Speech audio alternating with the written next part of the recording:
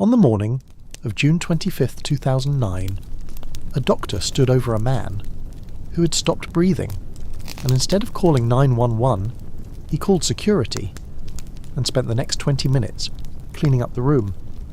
That man was also named in the Jeffrey Epstein files, and the question has been asking for 30 years about what he did to children, that their underwear were found in his room and closet. And then before his last moments, he conforted to Islam. Before the moonwalk, before the glove, before Thriller and Neverland and the trial and the doctor and everything else that this video is going to examine, there was a boy, born August 29th, 1985, in Gary, Indiana, the 8th of 10 children, in a 2-bedroom house on Jackson Street, in a working-class African-American family that had almost nothing except each other and the music.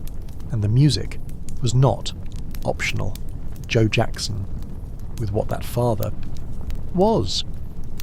Joseph Walter Jackson, an aspiring boxer, a musician who played guitar in a local rhythm and blues band called the Falcons, a man who took a job as a welder and crane operator at the US Steel Mill to support his growing family, sometimes working 3 jobs at the same time. He had a guitar in the house that nobody was allowed to touch. One day, Michael's brother Tito broke that rule and accidentally broke a string. He hid for a long time, fearing the punishment that was coming. When Joe found out, he demanded Tito show him what he could do with the guitar. Tito played, and Joe came up with an idea. He would form a group with his children, the rehearsals and the belt, because what Joe created when he decided to form a group with his children was not a gentle, encouraging, nurturing, creative environment. It was a machine driven by discipline, enforced by fear, and the fear had a very specific, very physical, very documented form.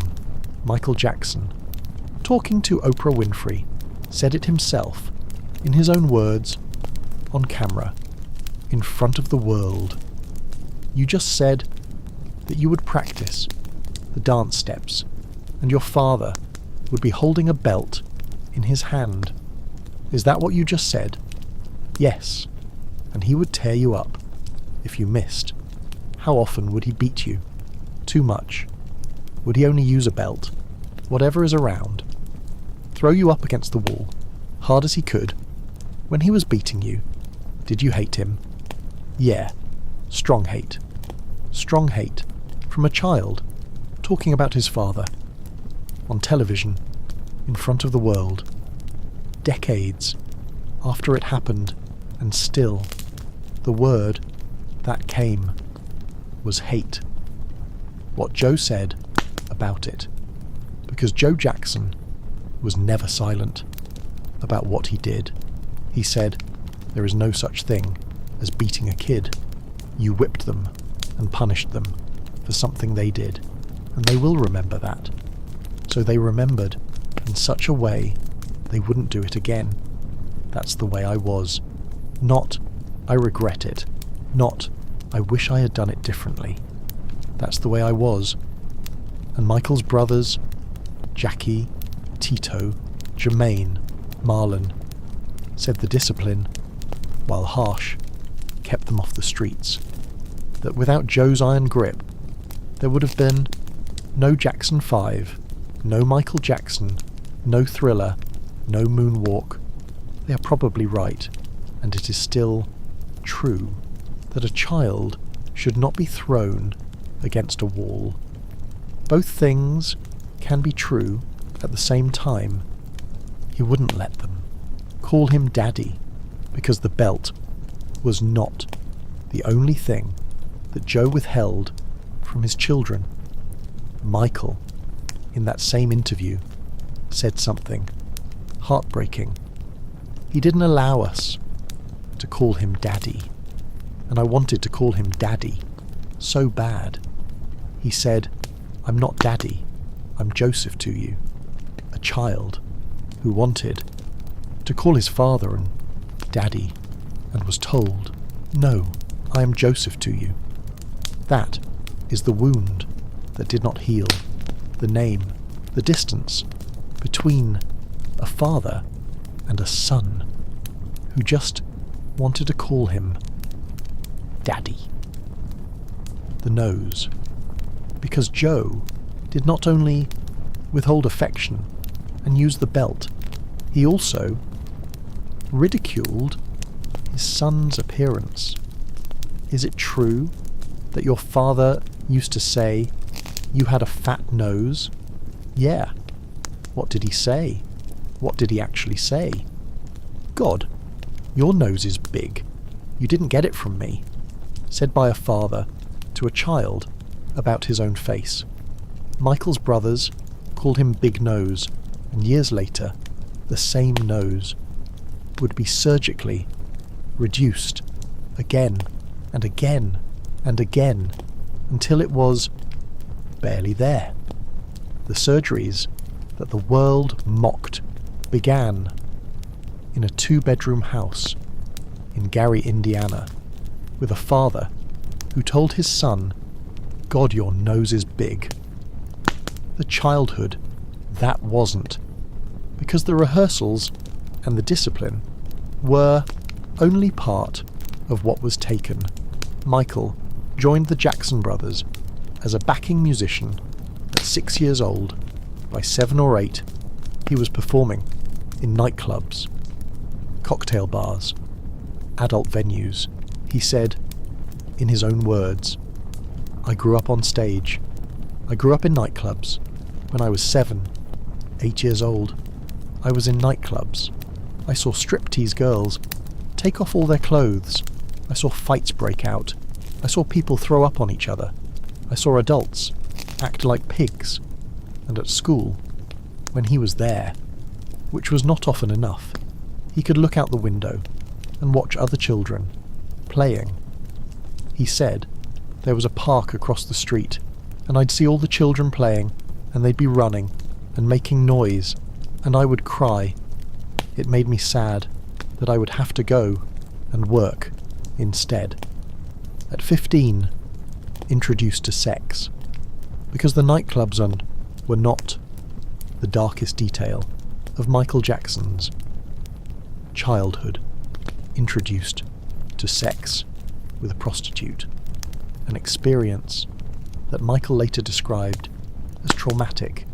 Traumatic, his word, not an accusation, not an allegation, his own description of his own experience of being deliberately introduced to sex at 15 years old, a child who had never had a childhood, who cried watching other children play in a park, who wanted to call his father Daddy. The Grammy speech, Michael Jackson, said something that I want to end this chapter with. He stood in front of the world at the height of his fame, and he said, "My childhood was taken from me. There was no Christmas. There were no birthdays. It was not a normal childhood, nor the normal pleasures of childhood. Those were exchanged for hard work, struggle, and pain, and eventually material and professional success. But as an awful price, I cannot recreate that part of my life." He could buy anything. He built Neverland with a Ferris wheel and a zoo and a cinema and a carousel because he was trying to recreate what he said he could not. The man who the world watched dance was a boy who only wanted to play. Let the childhood settle into the weight of what it was. Gary, Indiana. The Belt. Whatever is around. I'm Joseph to you. The nightclubs at 7. The park. He could only watch through a window. And the Grammy speech, where the most famous person on earth stood in front of the world and said, I cannot recreate that part of my life. Chapter 2 is waiting. The myth, the music, the machine, the moonwalk. He did not invent and paid $1,000 to learn. The Beatles catalogue, purchased for $47.5 million after Paul McCartney gave him the idea over dinner. The patent he filed for the anti-gravity lean. The Thriller video that MTV said they would not play and then played twice an hour, and the number that still stops everyone who hears it. 1 billion records, 6 albums, but only when you need it. The childhood is behind us. The music is ahead, and it is extraordinary. Here is the number that stops everyone who hears it. 1 billion records sold. Not over a long career, spanning dozens of albums. Not across 40 years of releasing music, like Elton John, who released more than 30 albums. Not like Madonna, who released 14. Michael Jackson sold 1 billion records with 6 solo albums. 6. Released between 1979 and 2001. Off the Wall, Thriller, Bad, Dangerous, History, Invincible. 6 albums. 1 billion records. The best-selling artist of all time, inducted into the Rock and Roll Hall of Fame twice. Guinness World Records calling him the most successful entertainer of all time. And in 2018, 9 years after his death, his estate earned $825 million in a single year, the highest amount ever earned by a dead celebrity in a single year. The moonwalk he did not invent, because before we go any further, I want to tell you something about the most famous dance move in the history of popular music. Michael Jackson did not invent the moonwalk. The move was called the backslide. Street dancers had been performing it for years. A dancer named Jeffrey Daniel from the group Shalamar was doing it on Soul Train in 1980. Michael saw it, and he was obsessed. He hired a dancer named Casper Candidate and paid him $1,000 to teach him the move in private lessons in 1981.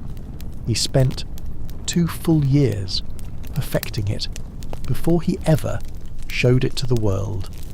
And on March 25th, 1983, at the Motown 25th anniversary special, performing Billie Jean, he glided backward while appearing to walk forward. The crowd erupted after the performance. Jeffrey Daniel, the man who had done it on Soul Train 3 years earlier, said Michael asked him, "How was it?" I said, "Man, it was great.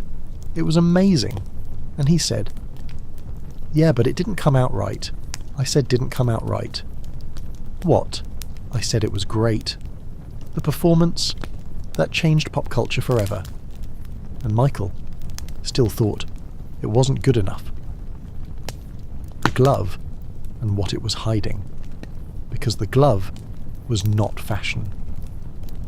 The single white sequin glove, the one that became more famous than most celebrities, the one that defined an entire era of popular music, was a medical decision.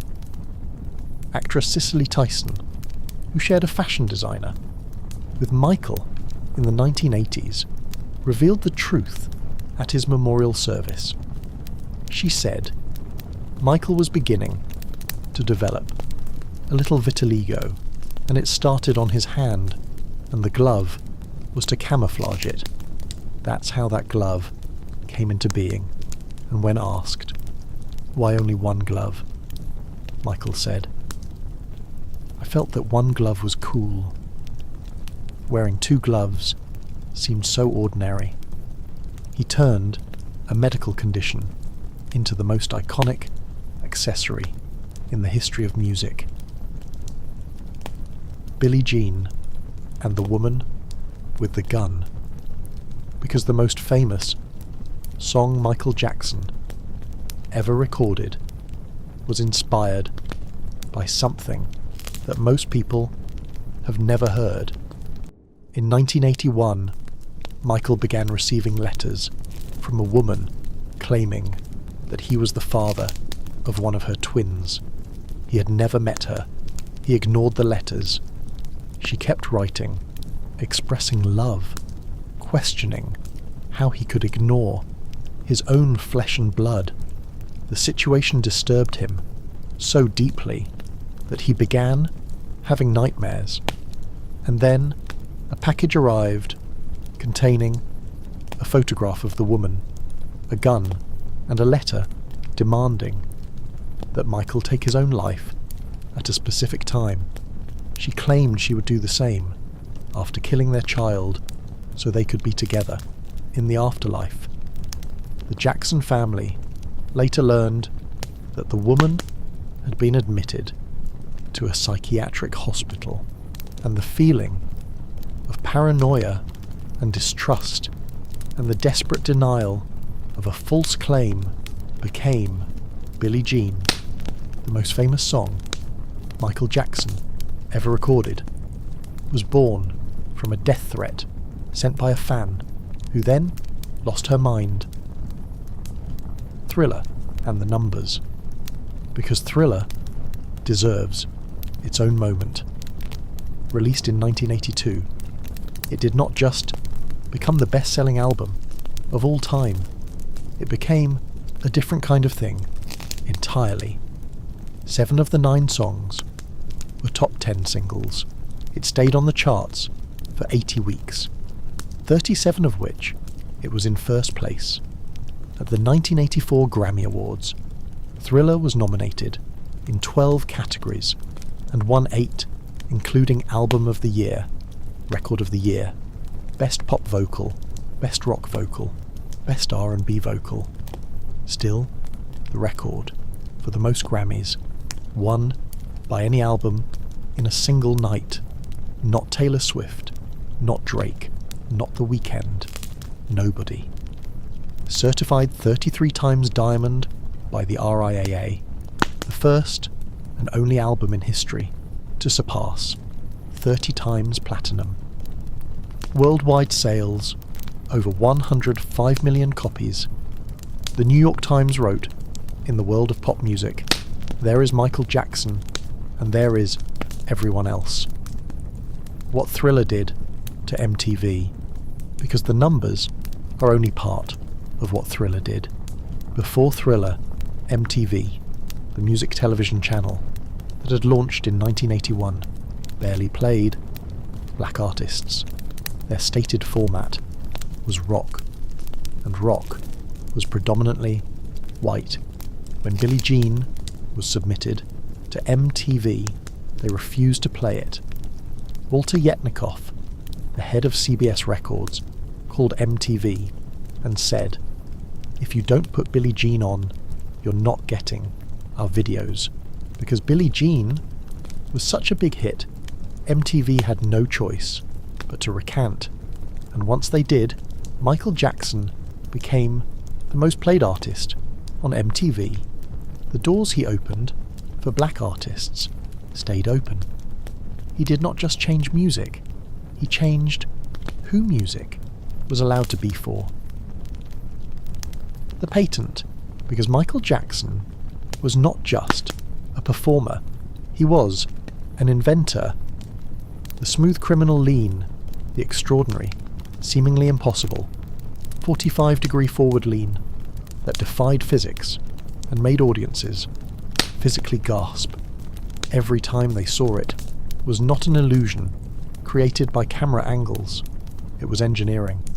On June 6th, 1992, Michael Jackson, along with costume designers Michael Bush and Dennis Tompkins, filed US patent number 5,255,452, methods and means for creating anti-gravity illusion.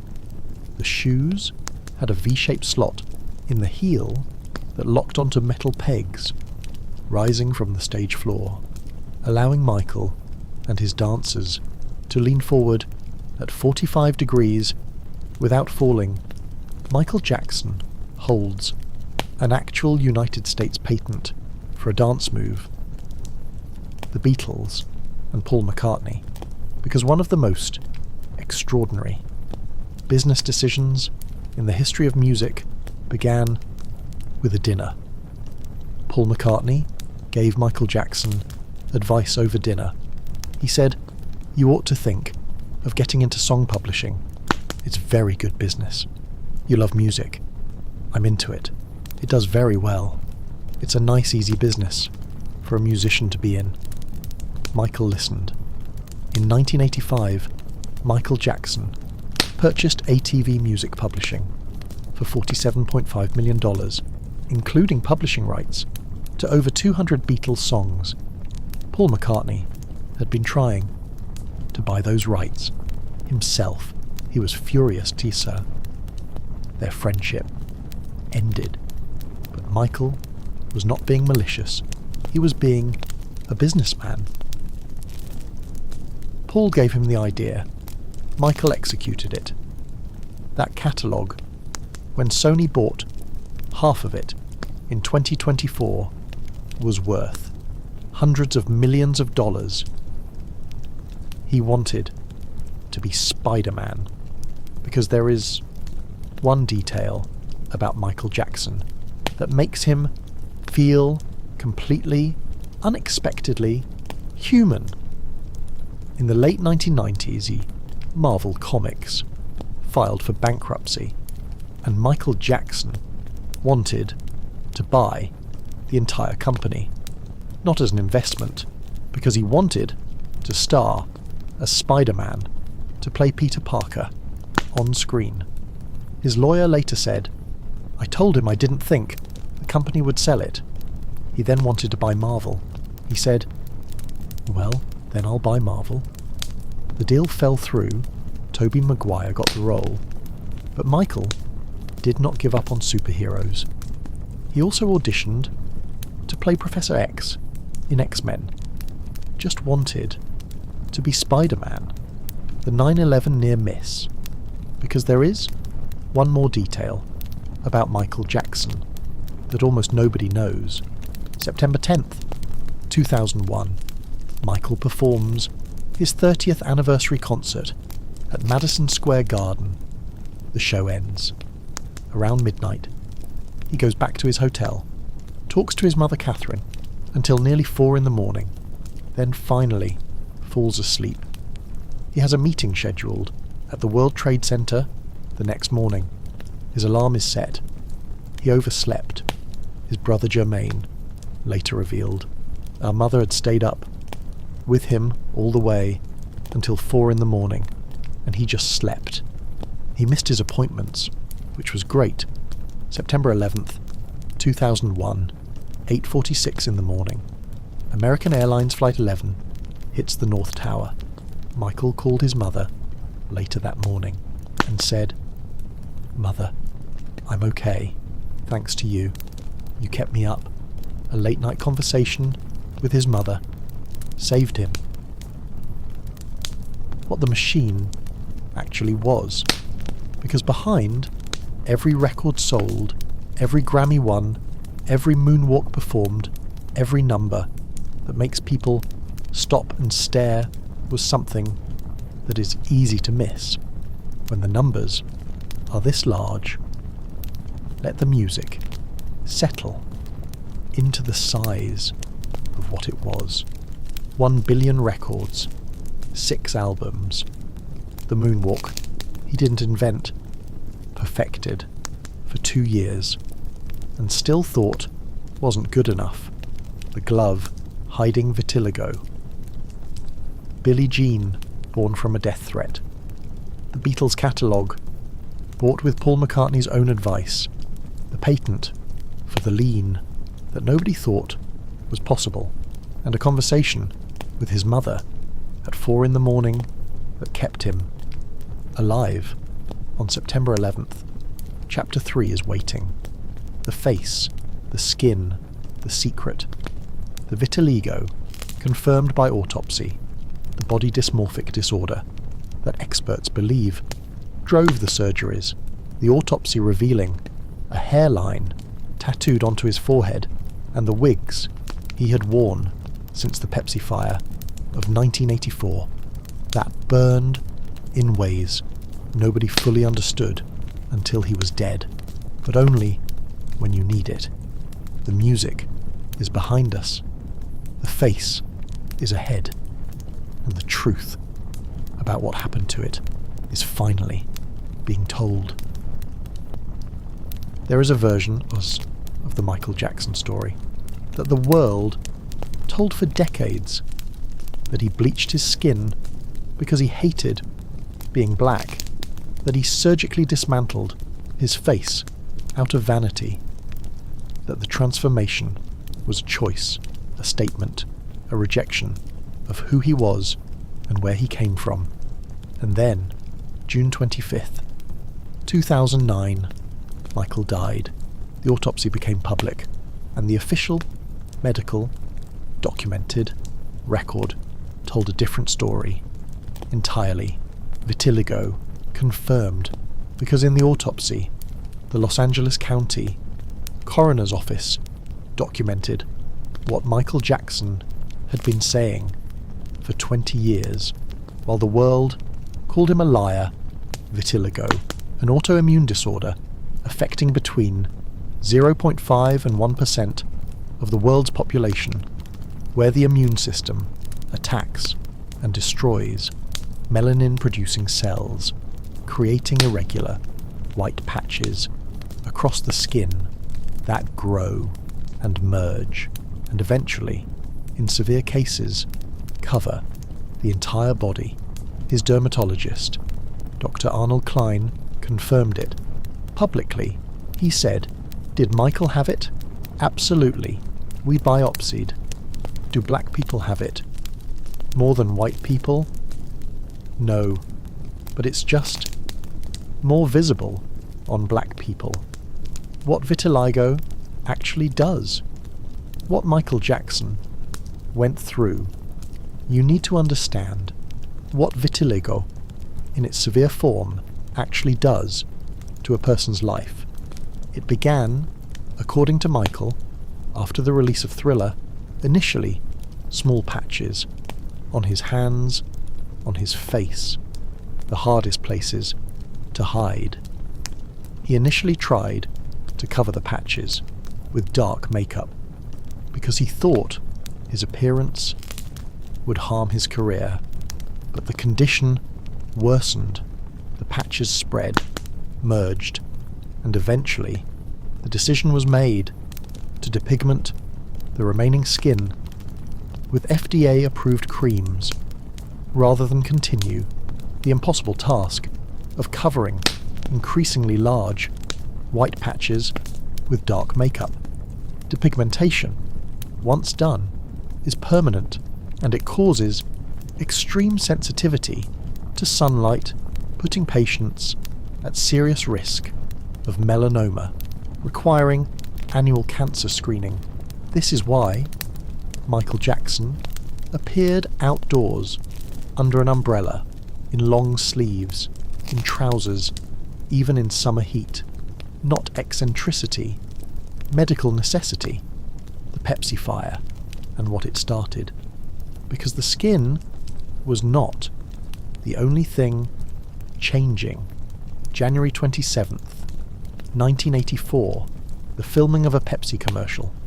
Take 6. Pyrotechnics exploded early. Michael's hair caught fire. He kept dancing. He did not even realize he was burning until crew members rushed the stage and smothered the flames. Second-degree burns to his scalp, third-degree in places. From that day forward, Michael Jackson wore wigs for the rest of his life, and the autopsy revealed something that nobody outside his inner circle knew. His hairline had been permanently tattooed onto his forehead to maintain the illusion of natural hair. The man the world watched, with the flowing, perfectly styled, iconic hair, had been wearing wigs since 1984 and had his hairline tattooed onto his skin so the wigs would look real. Pepsi paid him $1.5 million in settlement.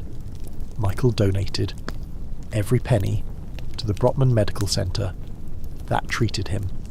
They renamed their burn unit the Michael Jackson Burn Center, and here is what nobody talks about. That fire started his painkiller addiction.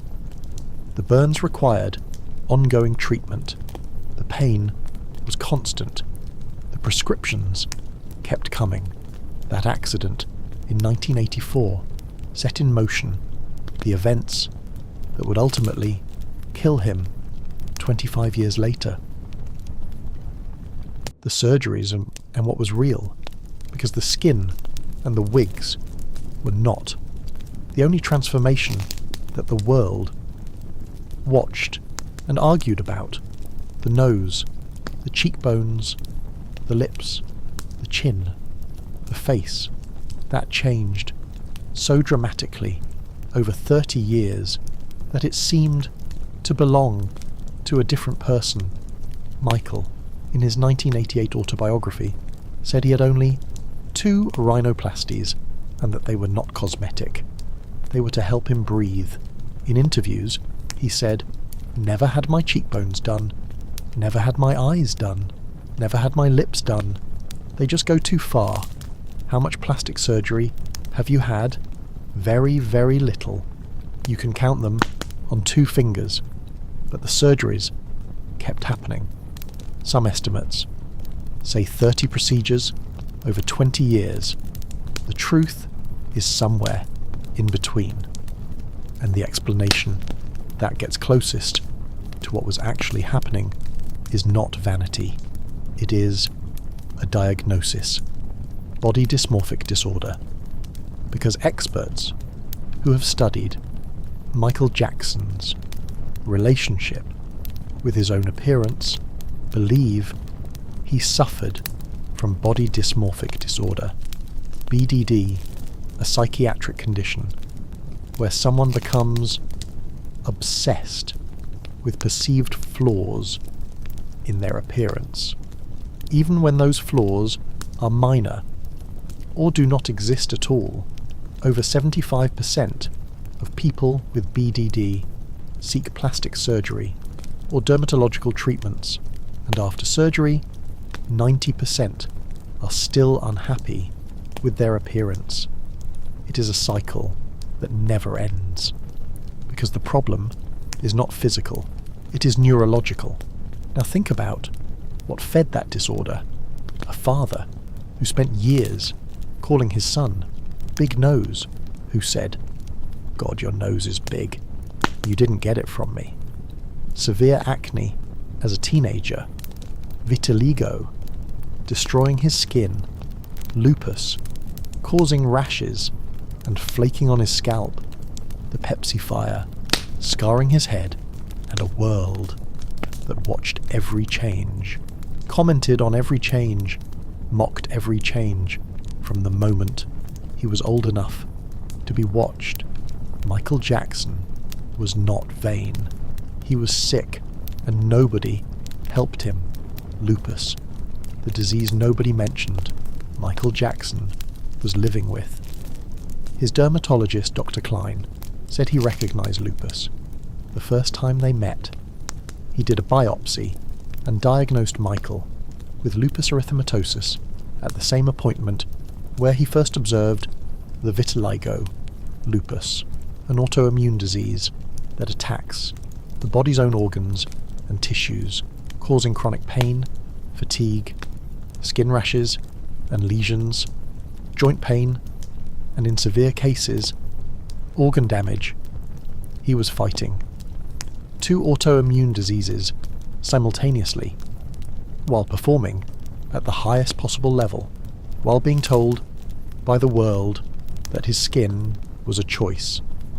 What he said about the mirror, because Michael Jackson was asked in an interview whether there were days when he looked in the mirror and thought, "I kind of like this, I'm pretty cute today." He paused, and then he said, "No, I try not to look in the mirror, I really do, because I'm never happy with what I see. So I go in with my work and get it done. I try not to look in the mirror." The most famous face on earth, telling an interviewer that he tried not to look at it because he genuinely could not look at his own reflection and find anything to like.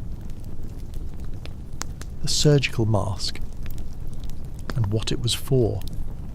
Because the surgical mask that Michael Jackson began wearing in the mid-1980s and that the media turned into a symbol of his supposed insanity had an entirely practical, entirely documented explanation. His autobiography Moonwalk explained that after getting his wisdom teeth pulled, his dentist gave him a surgical mask to keep out germs. Michael realized it served multiple purposes, protecting his voice from Los Angeles smog, avoiding germs when traveling internationally, and giving him something he almost never had: privacy.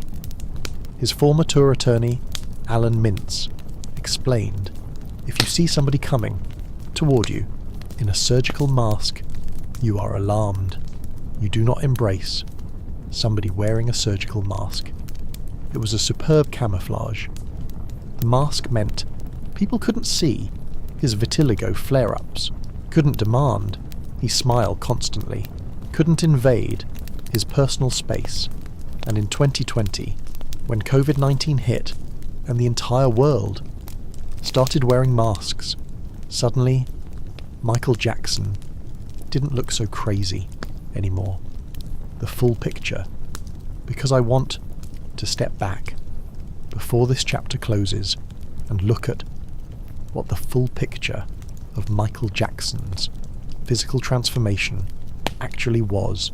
A boy whose father called his nose big for years, who developed severe acne as a teenager, who broke his nose in a fall on stage, requiring rhinoplasty that left him with breathing problems, who caught fire in a Pepsi commercial, losing his hair permanently, who developed vitiligo and lupus simultaneously, who most likely suffered from body dysmorphic disorder, who wore wigs for 25 years with his hairline tattooed onto his forehead so they would look real, who tried not to look in mirrors, and who told the truth about all of it every time he was asked and was called a liar by the world until the autopsy confirmed what he had said all along. Let the face settle into the full truth of what it was. Vitiligo, confirmed by biopsy, confirmed by autopsy. Lupus, diagnosed at the same appointment.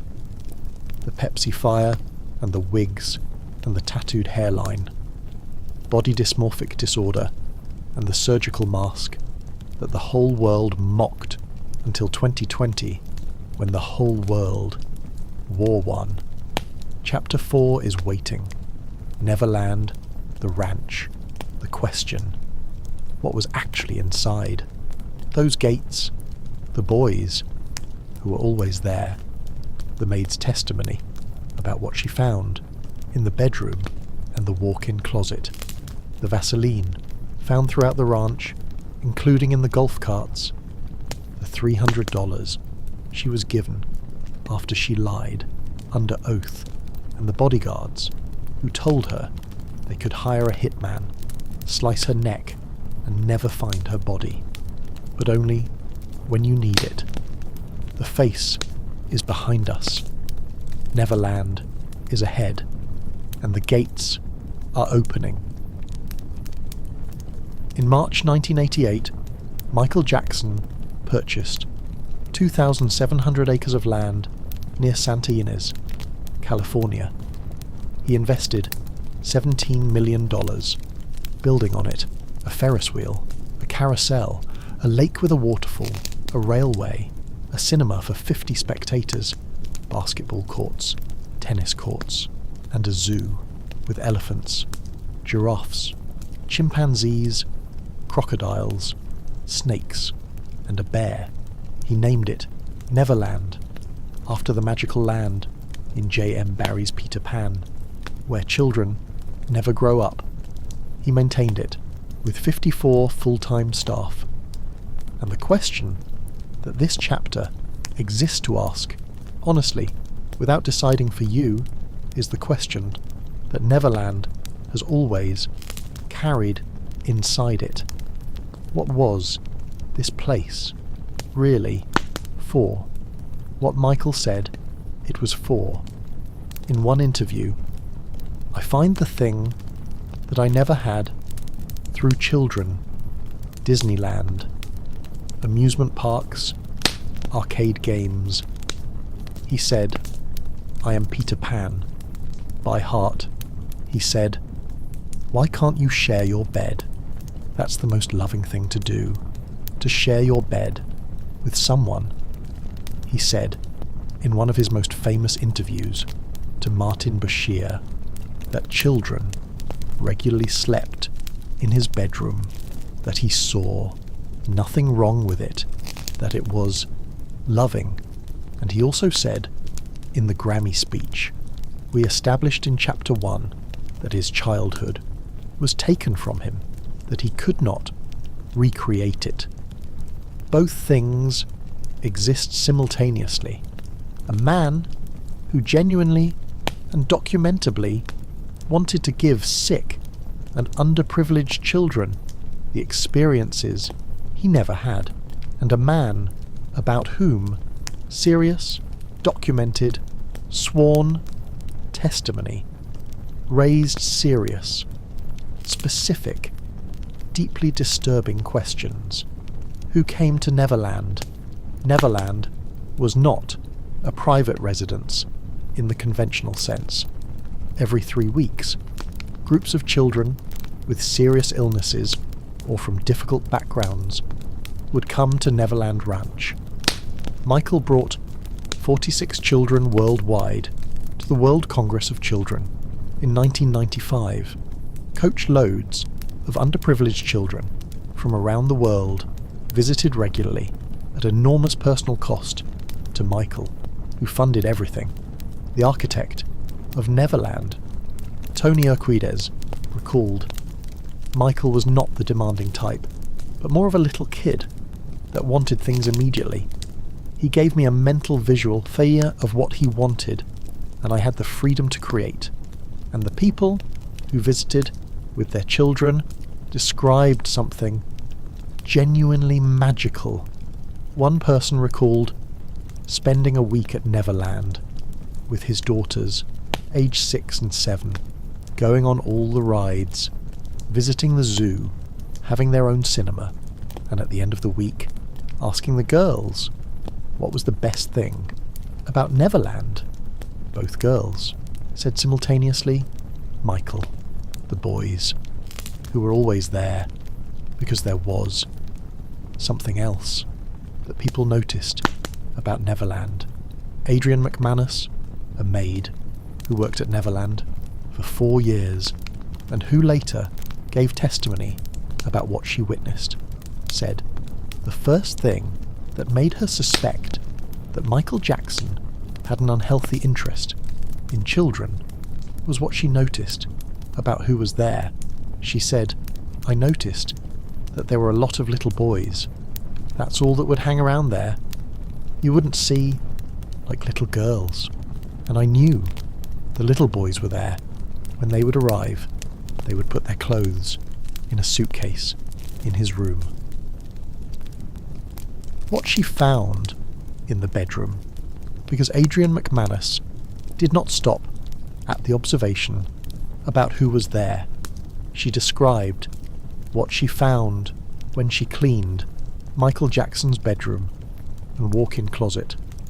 She said, "When I would go in the next day, there were little boys' underwears, either on the floor with Michael's, or they were in the jacuzzi. I did find underwears that were mint briefs in the walk-in closet, and I don't like to say this, they were like crunchy hard, with yellow stains all over them.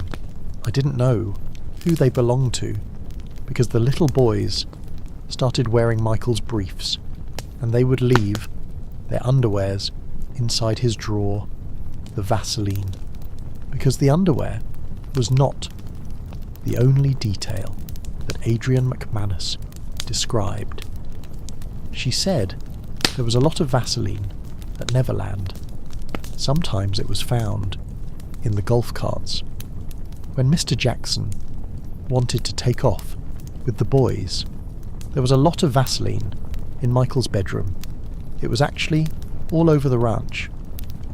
Is there possibly an innocent explanation for that?" She said, "I don't think so." The fondling, what she said she saw, she said they were sitting on his laps, the kids. "I just saw a lot of maybe fondling. Him maybe rubbing his hands in kid's hair, kissing him. When you say fondling, hugging, kind of petting the kids, kind of by the rear end. I don't think it was appropriate, because they're not his children." And she also said she had observed Michael taking baths with boys, the boys sleeping in his bed. Why she did not say it sooner, because in 1993, during the first investigation, she gave a sworn deposition in which she said she had never witnessed Michael Jackson molest children. She said she lied because she was scared. She said Michael called her at home after she did the deposition to ask what she had told investigators, and one afternoon he came up to her and handed her a small index card stapled on the sides. It said, "Thanks for everything." She opened it. Inside was $300. So that was for covering for him. He paid me $300. He was paying me off for $300. The death threat. Because the $300 was not the only pressure that Adrian McManus described being placed on her. She said his bodyguards told me that if I ever came up on TV, they could hire a hitman, take me out, sliced my neck, and would never find my body. And you believed them? Yeah, I did. I lived in fear for many, many years.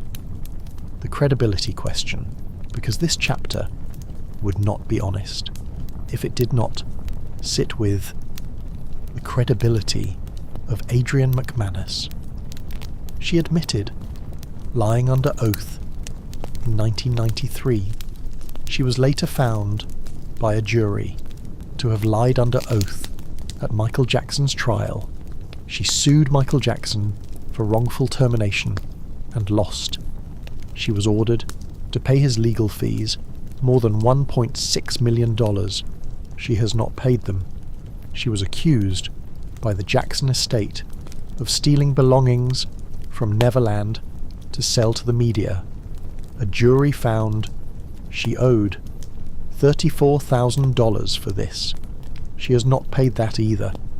The defense of Michael Jackson always argued that people like Adrian McManus had clear financial motives to fabricate or embellish what they claim to have seen. His attorney, Tom Mesereau, said, "You have to look very carefully at people's motives. People wanted to make so much money, watching the great Michael Jackson rise high and then splatter. That is a documented, legitimate, serious argument, and it must be stated alongside everything else in this chapter." What Macaulay Culkin said, because Adrienne McManus claimed in her testimony that she witnessed Michael Jackson touch Macaulay Culkin inappropriately.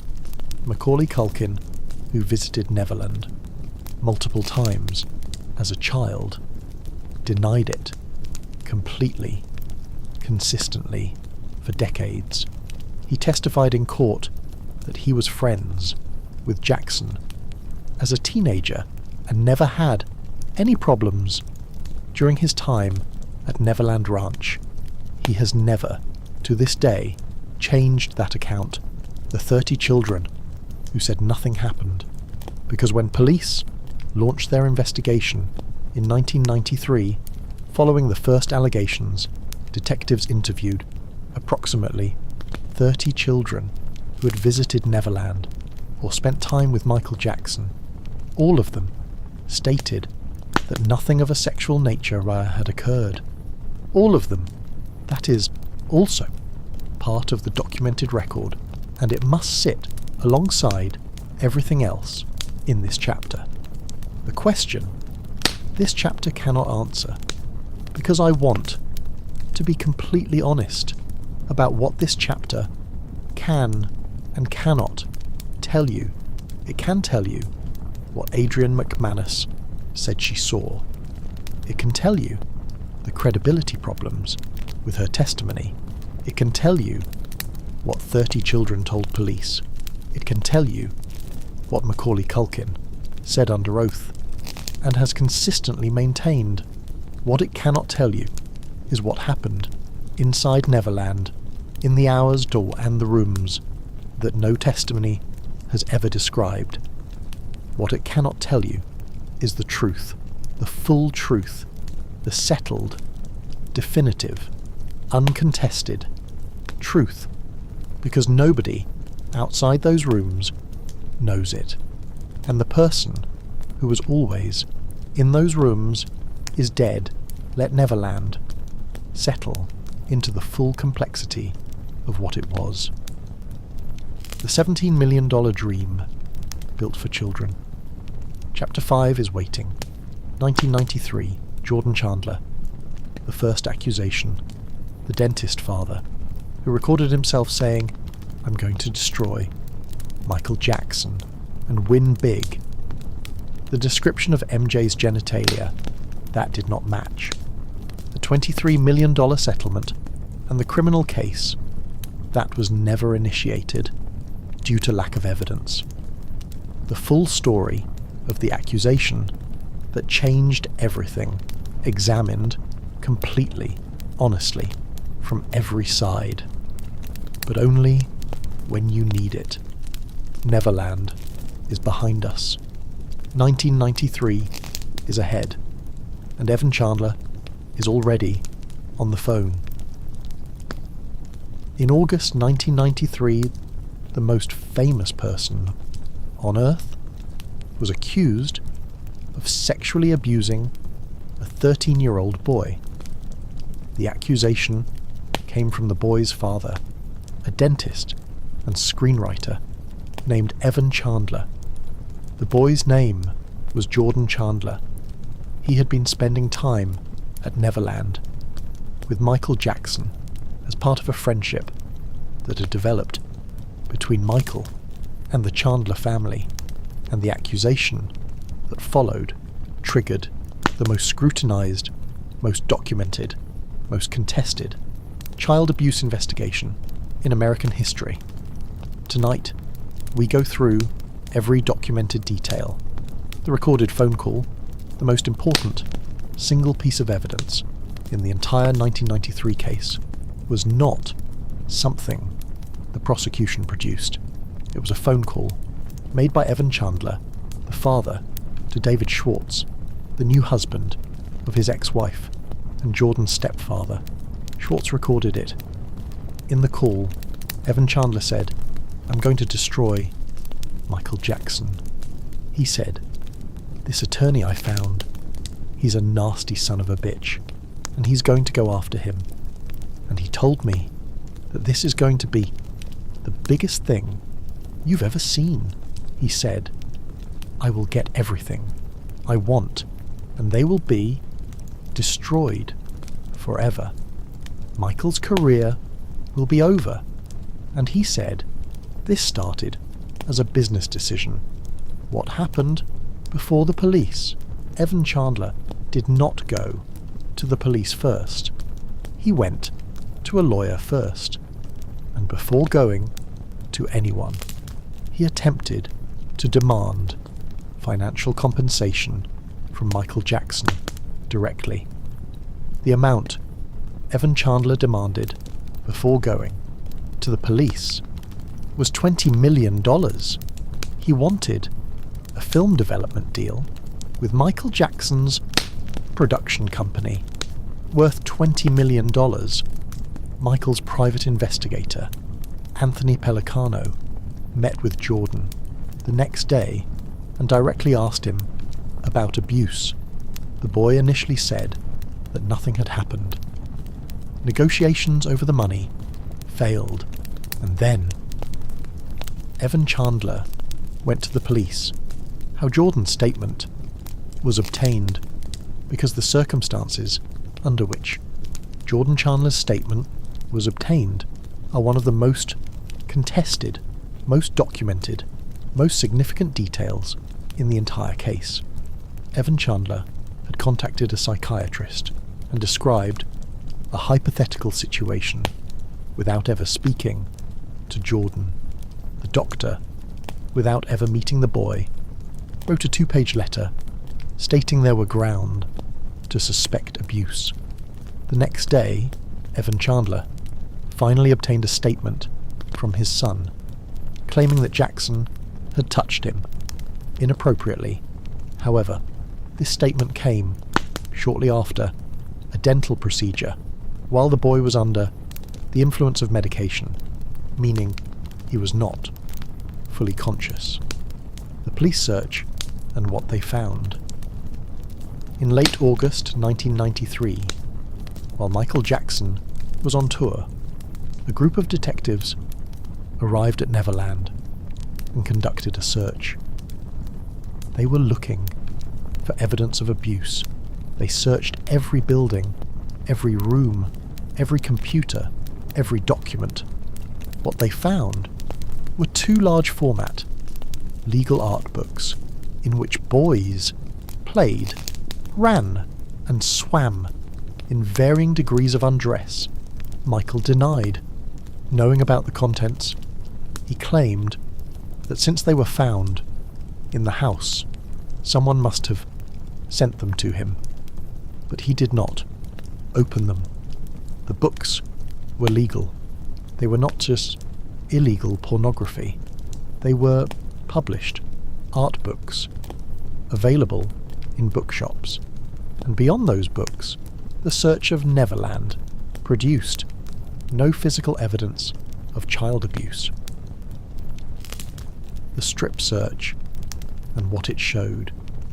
Jordan Chandler gave police a description of Michael Jackson's genitalia. Specifically, he described what he said were distinctive markings on Michael's body. This description became the basis for one of the most humiliating, most documented, most extraordinary moments in the entire case. Michael Jackson was subjected to a strip search conducted by Santa Barbara County sheriff's detectives and the Los Angeles Police Department. His body was photographed. His genitalia was examined and documented. Michael described it publicly, saying, "They served a search warrant on me. which allowed them to view and photograph my body, including my penis, my buttocks, my lower torso, and thighs. It was the most humiliating ordeal of my life, one that no person should ever have to suffer, and the conclusion of that examination was documented. The description that Jordan Chandler had given police did not match LaToya and the retraction, because at the height of the 1993 allegations, something happened that made everything significantly worse for Michael Jackson. His own sister, LaToya Jackson, spoke publicly against him, making statements that appeared to confirm the allegations. Later, LaToya retracted everything she had said. She admitted that her ex-husband, Jack Gordon, had forced her to make those statements, that she had been under his control, that what she said was not her own voice, the former employees and the money. LaToya was not the only person who came forward during the 1993 investigation with damaging claims. A former security guard sold a story to newspapers for $150,000. A former housekeeper, Francia Blanca, claimed she had to quit her job out of disgust for allegedly seeing Jackson in the shower with a child. She received $20,000 for this statement. However, another maid later testified that Blanca had not quit. She had been fired for poor performance 2 years before the alleged incident. The former security guard told his story to newspapers, not to the police. Michael's attorney, Tom Mesereau, would later argue that throughout his lifetime, the same pattern repeated.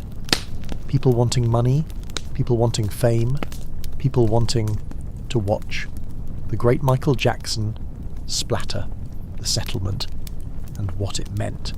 In January 1994, Michael Jackson settled out of court with the Chandler family. The amount was approximately $23 million. Some sources say $15 million. The exact figure has never been officially confirmed, and the settlement became most contested decisions of his entire life.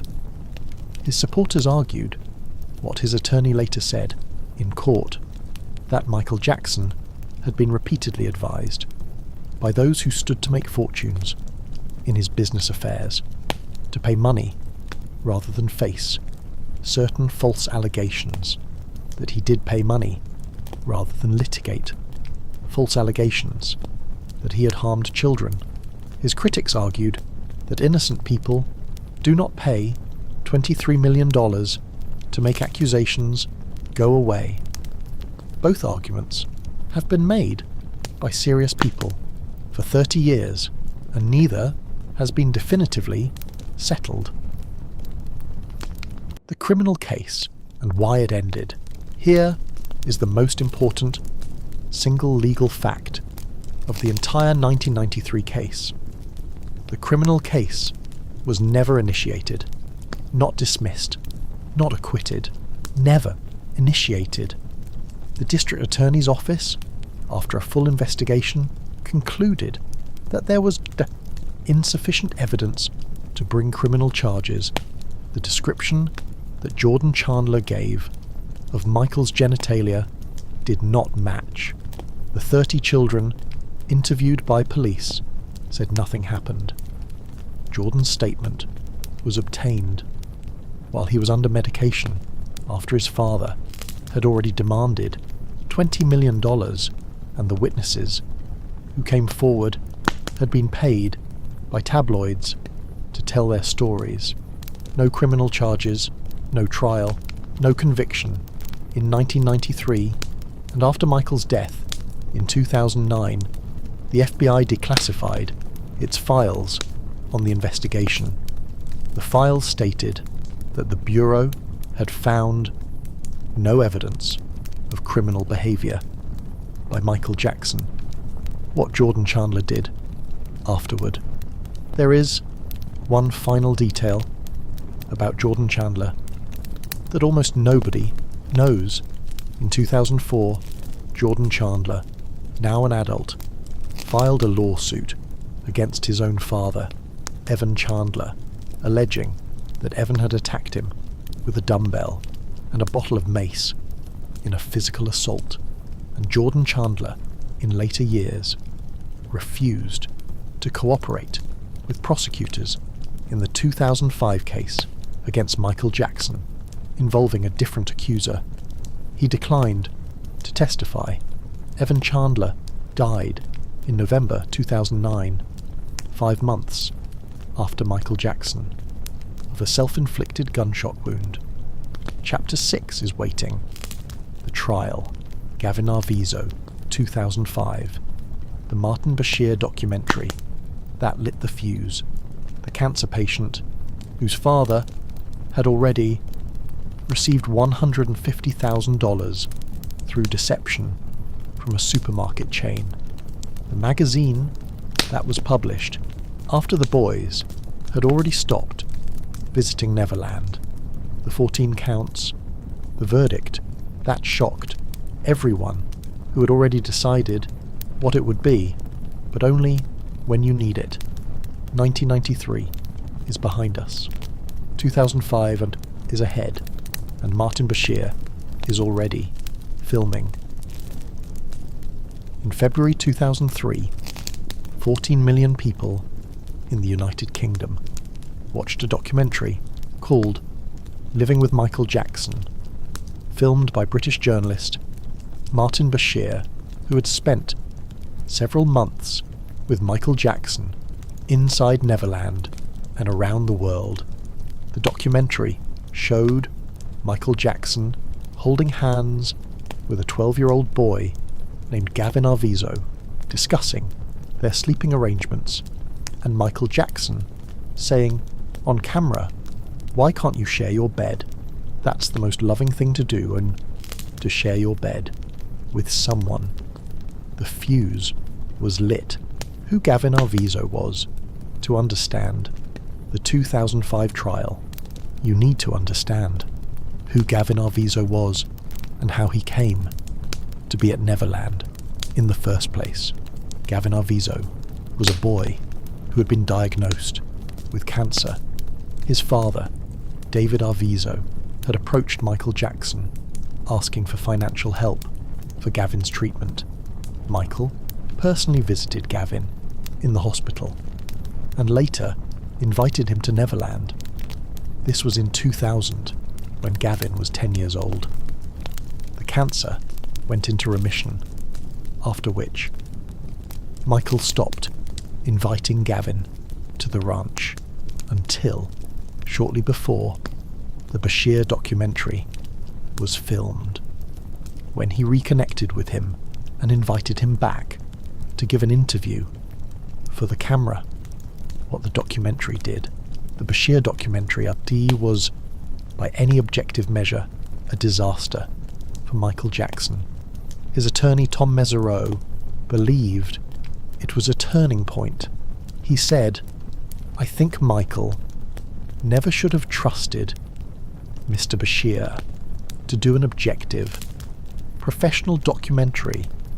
I think Mr. Bashir turned it all against him, tried to create a sensationalist documentary for personal gain. It was spliced together in a way designed to make Michael look bad." Michael himself accused Bashir of betraying his trust and manipulating the interview, but the damage was done. Police launched a new investigation. District Attorney Tom Sneddon, who had been involved in the 1993 case, reopened everything, the Arvizo family and the history, before we get to the specific allegations of the 2005 trial. There is something about the Arvizo family that the jury heard and that this chapter must include. It was revealed during the trial that years earlier, the Arvizo family had received $150,000 in compensation from a supermarket chain. Through deception, Gavin's mother, Janet Arvizo, had claimed she was beaten by a security guard. It later turned out the guard was not involved. It was her own husband who had assaulted her, and during Gavin's illness, his father, David Arvizo, had contacted many celebrities, mostly stand-up comedians, telling them about the family situation and asking for money. George Lopez initially provided financial support for Gavin's treatment. He later concluded that the father was more interested in money than in his son's health and stopped paying. In response, David Arvizo accused Lopez of stealing $300 from his sick child and threatened to go to the police. George Lopez, Laras, called him an extortionist and cut off all contact.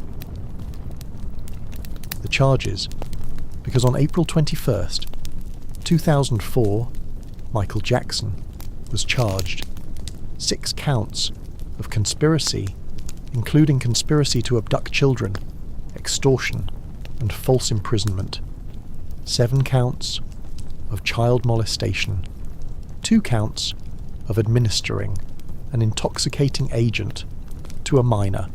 In total, 14 counts. If convicted, he faced up to 18 years in prison. The specific allegations from Gavin Arvizo were that Michael Jackson had molested him, and his younger brother Star had offered them wine disguised as soda and had publicly masturbated in front of them. And, crucially, all of this was alleged to have happened after the Bashir documentary was broadcast, the magazine that could not exist. During the trial, one piece of evidence became the most devastating single moment for the prosecution. Gavin's younger brother Star claimed that Michael Jackson had shown them a pornographic magazine in court. The defense attorney presented the magazine and asked Star if he had seen it before. The boy confidently said yes, that it was the exact same one. The attorney then pointed out that this would mean Star could travel through time, because the magazine had been published months after the boys had stopped visiting Neverland Ranch. The magazine did not exist. At the time, Star claimed to have seen it, the trial, and what it looked like. The 2005 trial was, by every account, by everyone who was there, one of the most extraordinary spectacles in the history of the American legal system. It was covered by twice as many media as had turned up for the O.J. Simpson trial. Every day, crowds gathered outside the courthouse in Santa Maria, California. Fans, detractors, film crews from every country on Earth. Michael Jackson arrived at court on one occasion and stood on top of his car and danced for the crowd. On another, he arrived in his pajamas. On another, he did not arrive at all. His attorneys told the court he had gone to the emergency room. The tabloid headline the next day was "Banana in Pajamas." What the trial cost him physically, behind the circus, behind the crowds, behind the dancing on the car and the pajamas and the tabloid headlines, was a man who was visibly, physically collapsing. His longtime makeup artist, Karen Fay, who worked with him daily throughout the trial, said, "I watched him deteriorate physically and emotionally. He lost weight. His cheeks became more sunken. By verdict day, he just looked like a shell of his old self." He had once said to Lisa Marie Presley, "I I have this terrible feeling. I'm going to go like the way your old man did, meaning die young. His attorney said the trial that Michael Jackson had always wanted to avoid was his worst nightmare. He was pretty clear to those around him that he thought a trial of this kind would kill him. The witnesses and what they said, more than 130 people testified in the 2005 trial.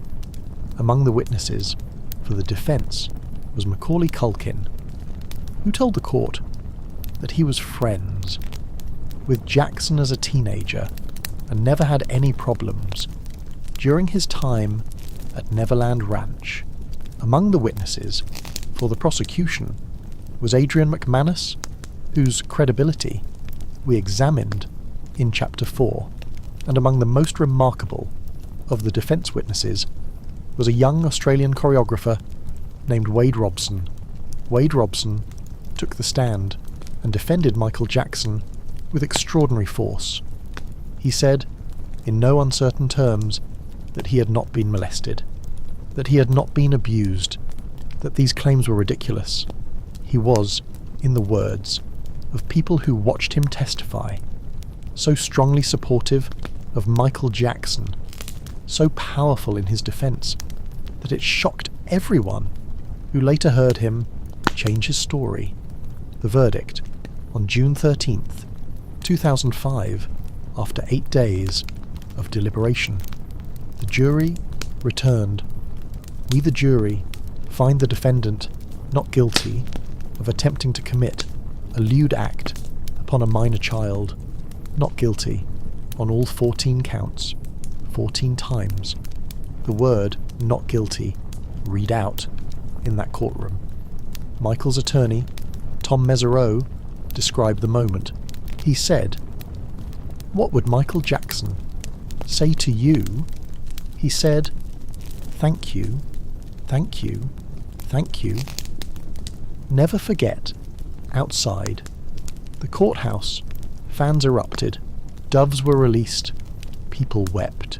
Inside, Michael Jackson looked like a man who had survived something that he was not sure he had survived.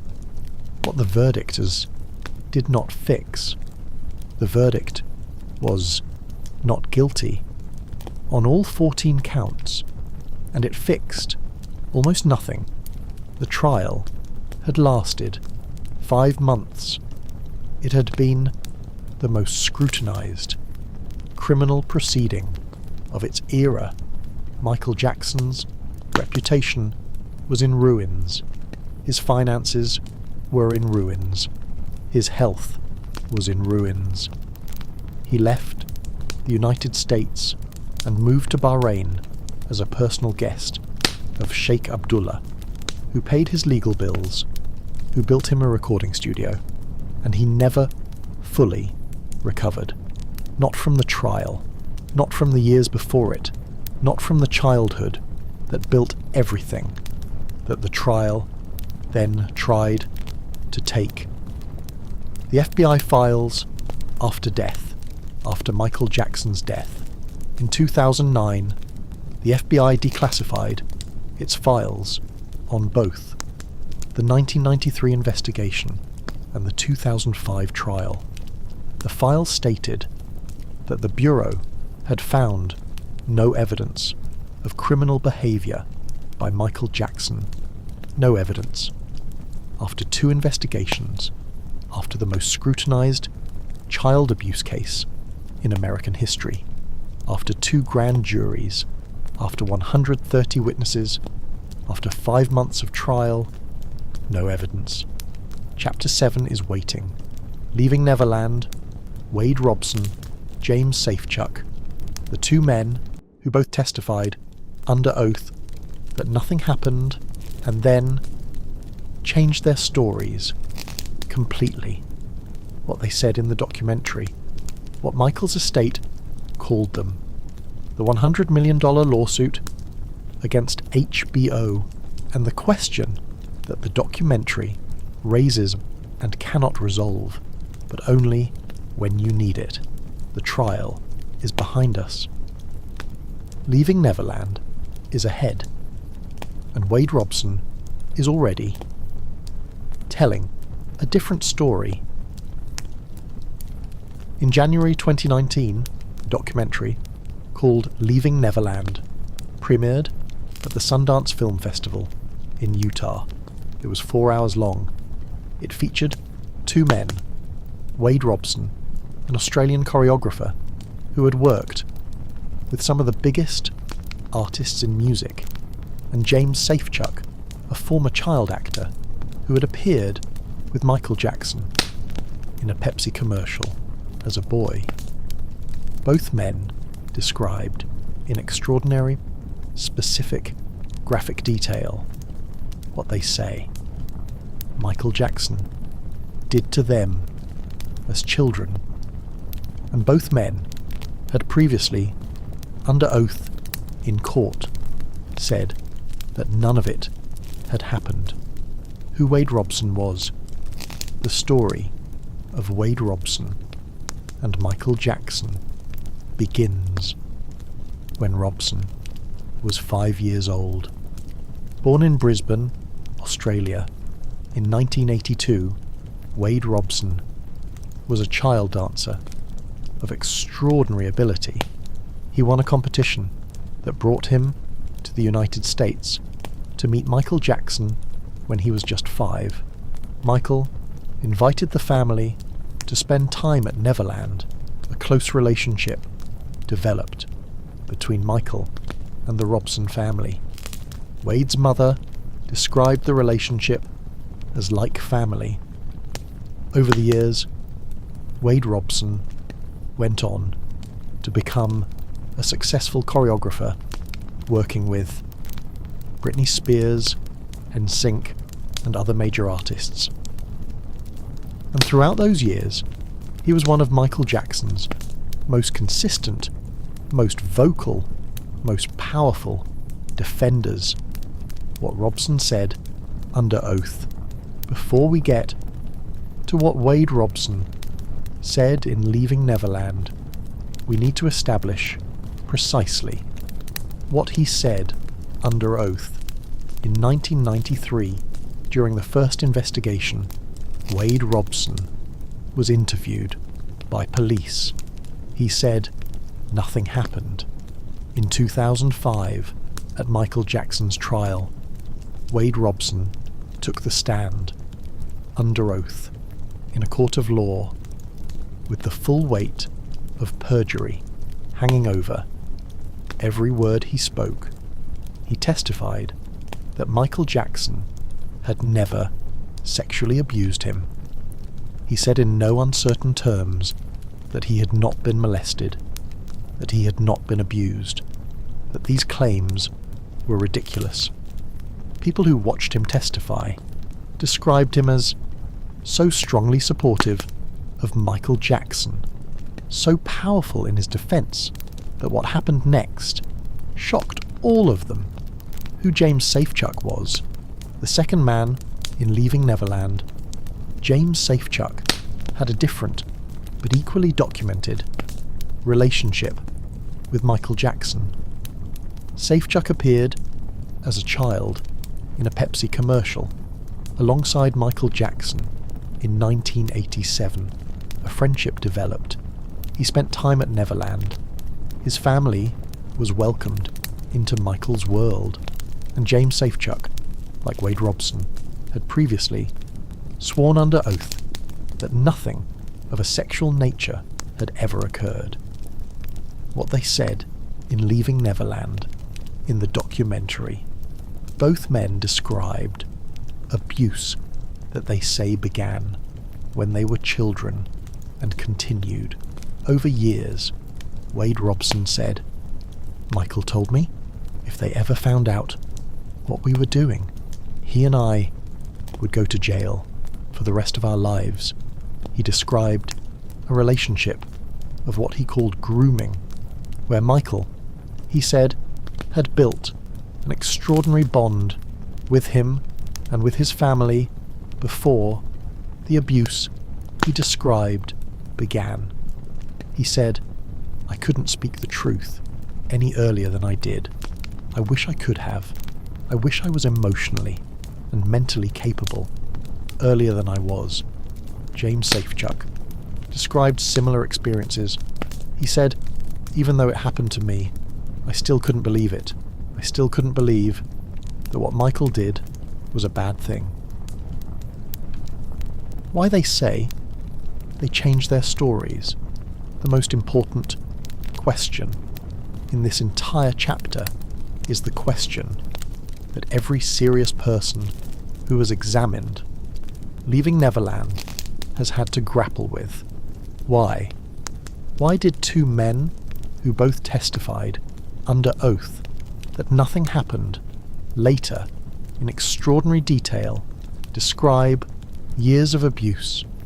Both men offered an explanation, and the explanation is one that therapists and researchers who work with survivors of child sexual abuse recognize as a documented, studied, real phenomenon.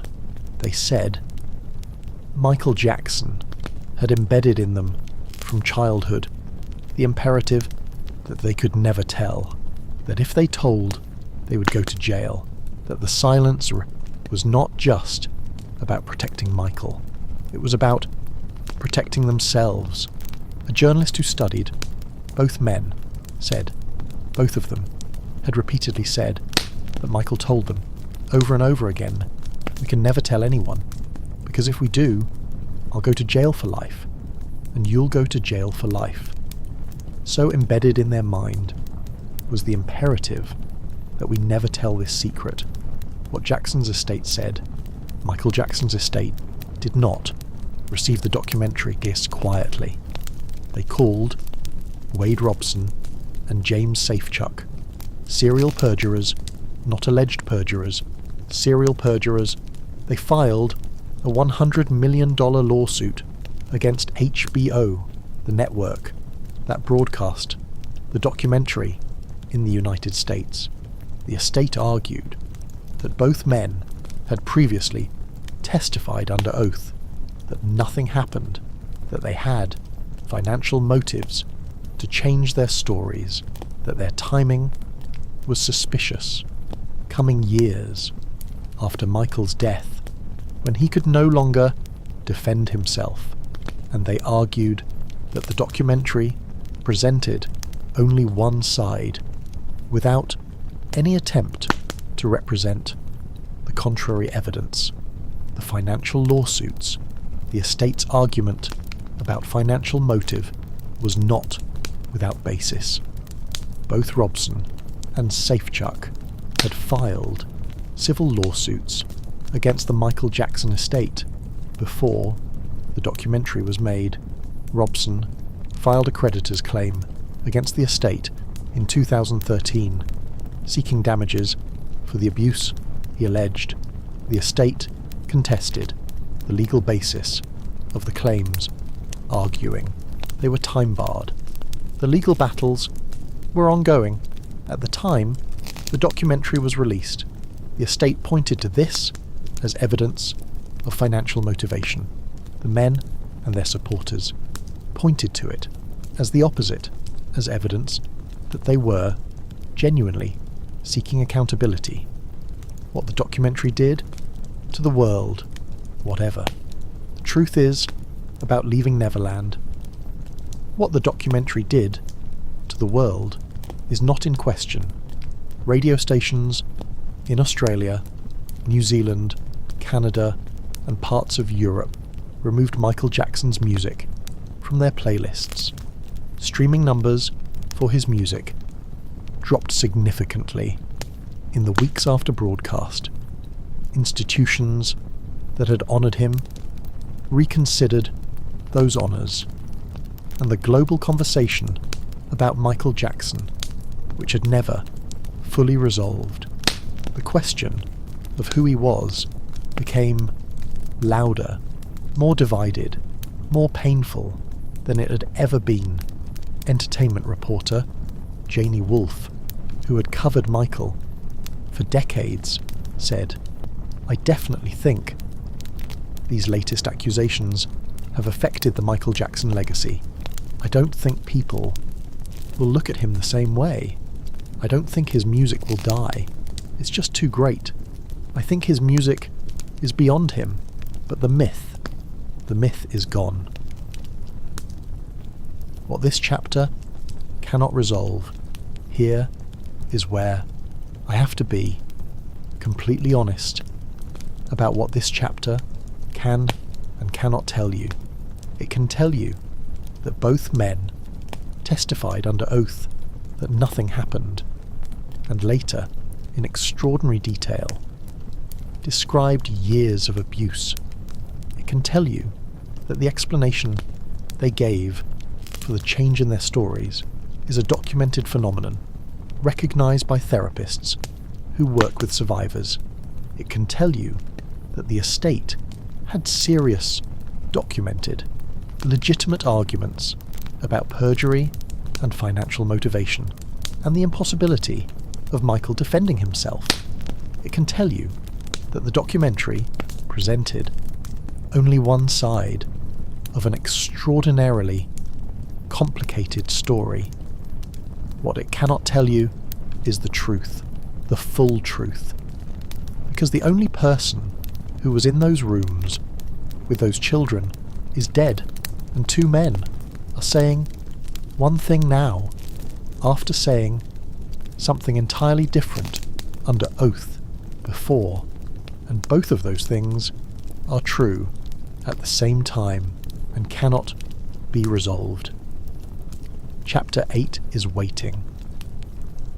The name in the files, Michael Jackson and Jeffrey Epstein, the DOJ documents released in late 2025, the photograph at Epstein's Palm Beach home, the accuser's testimony placing Michael there, the birthday phone call arranged by Epstein, and what the files actually say versus what they do not, but only when you need it. Leaving Neverland is behind us. The Epstein files are ahead, and Michael Jackson's name is already in the document. In late 2025, the United States Department of Justice released a new tranche of documents from its investigation into Jeffrey Epstein. Jeffrey Epstein, the financier, the convicted sex trafficker, the man who built the most documented, most connected, most powerful network of child sexual abuse in modern history, who died in a federal jail cell in August 2019 in circumstances that the official verdict called suicide, and that a significant portion of the world still does not believe. And in those files, among the names of presidents and princes and billionaires, was a name that the world was not prepared to see. Michael Jackson, who Jeffrey Epstein was, before we go any further into what the documents say about Michael Jackson, it is worth establishing precisely who Jeffrey Epstein was and why his name, appearing next to anyone's, carries the weight that it carries. Jeffrey Epstein was an American financier who built an extraordinary network of connections to the most powerful, most wealthy, most famous people in the world: presidents, princes, scientists, billionaires, Hollywood figures, world leaders. And behind that network, he operated what prosecutors described as a systematic, organised, decades-long scheme of child sexual abuse, trafficking young women and girls to his island, his homes, his aircraft, for the sexual gratification of himself and others.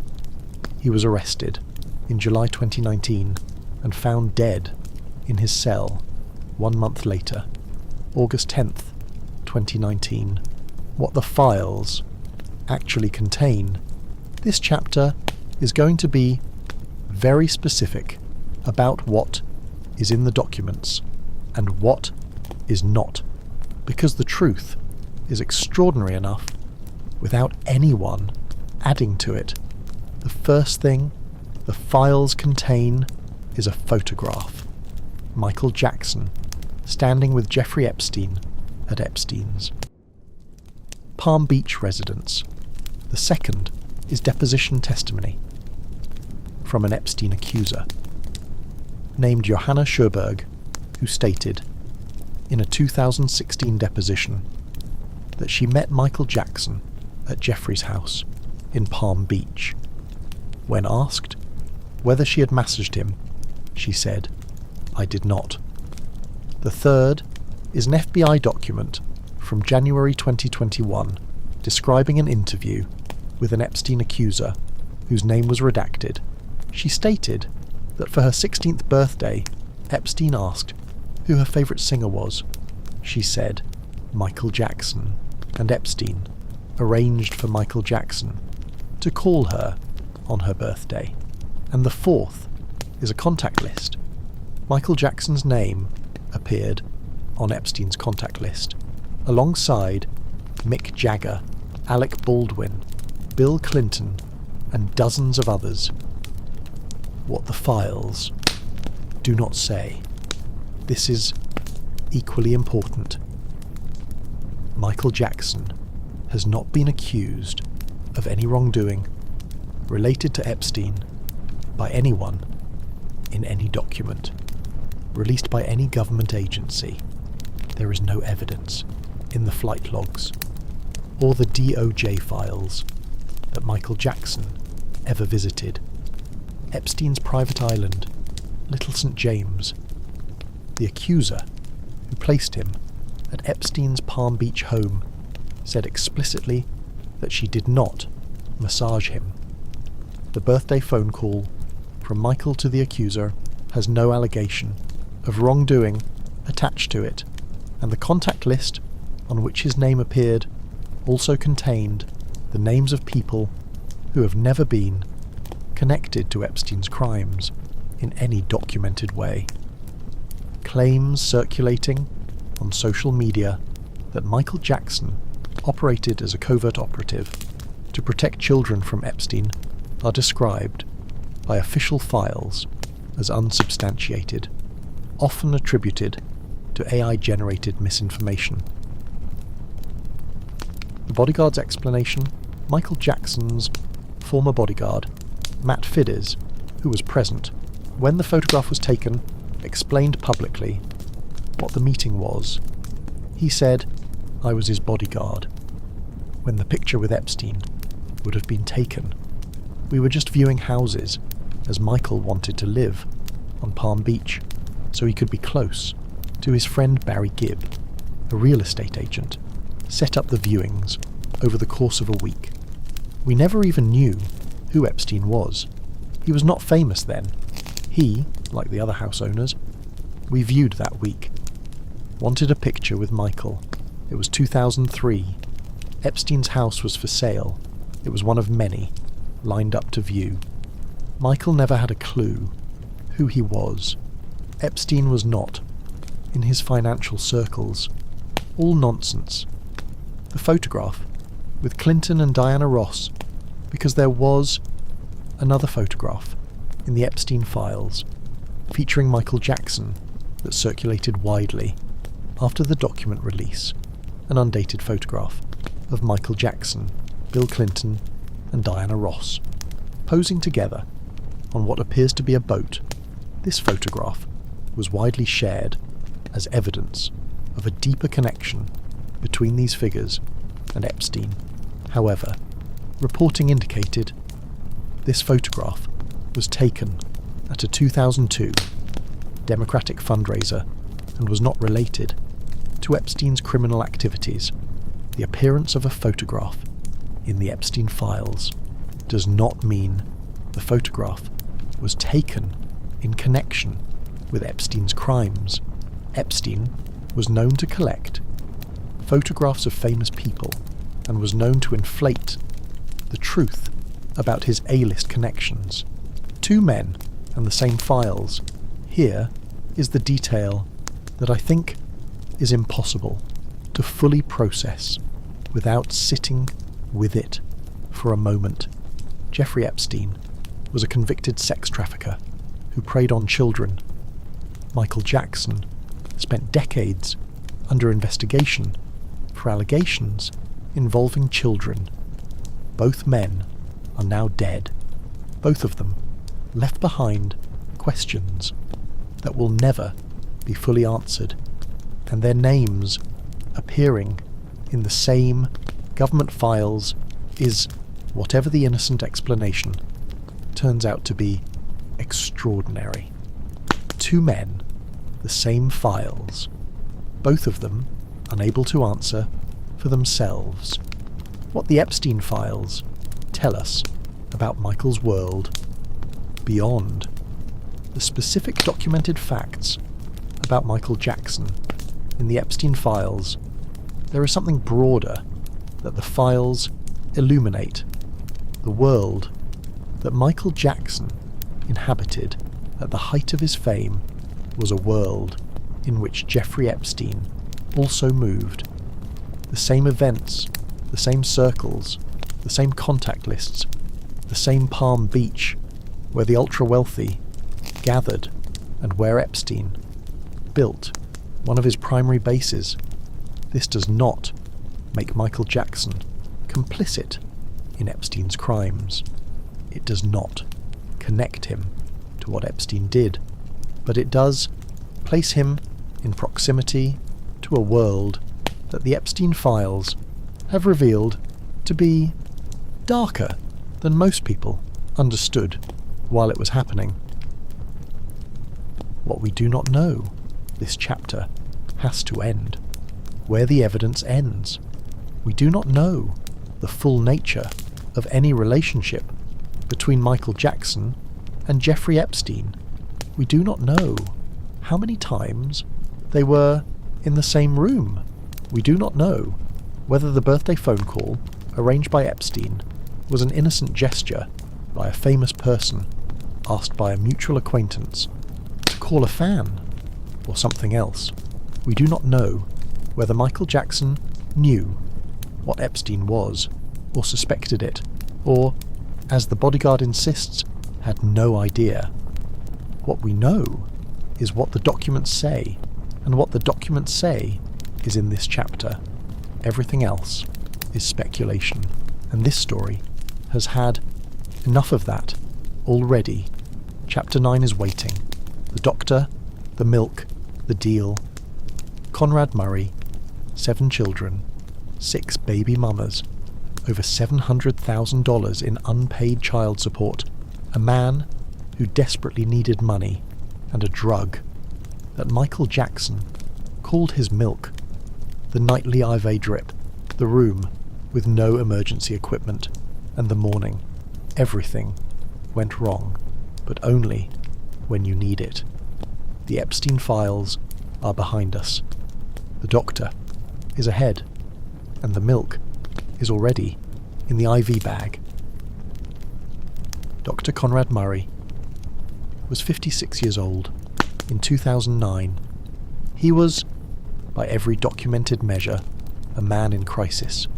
7 children from 6 different women who he was not paying child support for. He owed over $700,000 in court judgments for unpaid child support alone. He had purchased a home in Las Vegas for over $1 million in October of the previous year. His mortgage was $10,000 a month. He had stopped paying it. His medical practice in Las Vegas was in serious trouble. He had censures from different state medical boards for violations of their rules. A pattern of sloppy behaviour documented across multiple states where he had practiced medicine.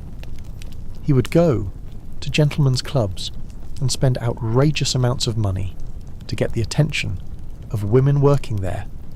He would leverage his closeness to celebrities to manipulate young women into relationships. This was the man who became Michael Jackson's personal physician. How the relationship began. Conrad Murray had first met Michael Jackson in Las Vegas in 2006. He had been treating Michael on and off for a few years, and in 2009, when Michael Jackson was preparing for the This Is It tour, he asked for Murray specifically. He told his management that he wanted Conrad Murray to travel with him as his personal physician. AEG, the promoters behind the tour, were initially reluctant. They said, "London is not a third world country. They have fabulous doctors there. What do you need your own physician for?" Michael's response was characteristically Michael. He said, "The President of the United States has a physician travel with him. I want a physician to travel with me." AEG drafted a contract, $150,000 per month, to serve as Michael Jackson's personal physician. For a man drowning in debt, $150,000 a month was everything. The contract that was never signed. Here is the first extraordinary detail about the arrangement between Conrad Murray, AEG, and Michael Jackson. The contract was never actually signed by Michael. Murray was never technically paid, but he was already treating Michael in anticipation of a big payday, already providing what Michael needed already in the arrangement, waiting for the money to come, which meant that Murray had every financial incentive in the world to keep Michael performing no matter what. If the tour was cancelled, Murray did not get paid, and AEG knew this and used it. In an email from AEG's co-CEO Paul Gongaware to the show's director Kenny Ortega, Gongaware wrote, "We want to remind Murray that it's AEG, not MJ, who's paying his salary. We want to remind him what is expected of him, the milk." Michael Jackson had a very specific, very documented, very dangerous relationship with a drug that he had a very specific, very revealing name for, propofol, a powerful surgical anesthetic used in hospitals to induce and maintain general anesthesia for major surgery in a setting with full monitoring equipment, trained anesthesiologists, emergency resuscitation capability. Michael Jackson called it his milk because it is a white liquid administered intravenously, and when it enters the bloodstream, it produces what Michael described as the best sleep he had ever had. He had first been exposed to it through a dental procedure, and he had decided that this was the drug he wanted to help him sleep at night. Not a sleeping pill, not a sedative, a surgical anesthetic that puts patients into a drug-induced coma for the duration of surgery. The nightly ritual, what Conrad Murray was doing for Michael Jackson every night in the weeks before the first This Is It show, was not medicine. It was an extraordinary, reckless, documented dereliction of medical responsibility. Murray admitted in his police interview that he had been giving Michael propofol nightly for approximately 2 months, every night, by IV drip, in Michael's bedroom. When investigators asked, "You've administered it more than 10 times?" Murray said yes. More than 20? Yes. 30, he said, a daily basis, roughly every day.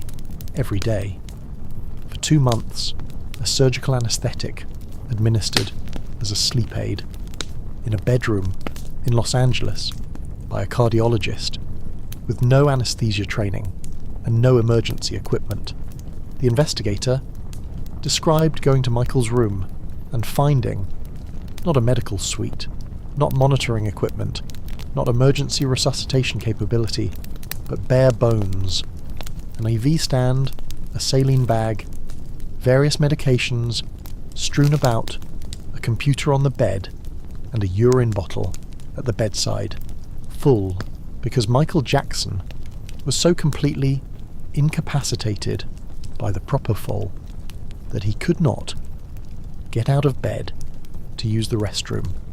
What the investigators found in the room, when investigators examined the room where Michael Jackson died, they found something that the expert who had helped develop propofol described as the smoking gun. A propofol bottle had been hidden inside an IV saline bag. A needle had been used to pierce the top of the propofol bottle so that the drug could drip freely down through the IV line into Michael's bloodstream. The saline bag was hanging on the IV stand, the propofol dripping through a gravity-fed system with almost no control over the rate of infusion. The expert, Dr. Stephen Schaefer, who had helped develop propofol, explained you would need a continuous drip, not a shot, not an injection, as Dr. Murray claimed. It wears off really quickly. What I am simulating is the dose that Conrad Murray claims was available to Michael Jackson, a dose of just 25 milligrams, which is ridiculous. It only lasts for a few seconds. The bottle of propofol hanging over Michael Jackson was 100 millilitres. We can see exactly how over a period of 30 to 40 minutes it enters into a dose that would be associated with a lethal concentration in a patient who wasn't being looked after. And I thought, oh my God, this is it.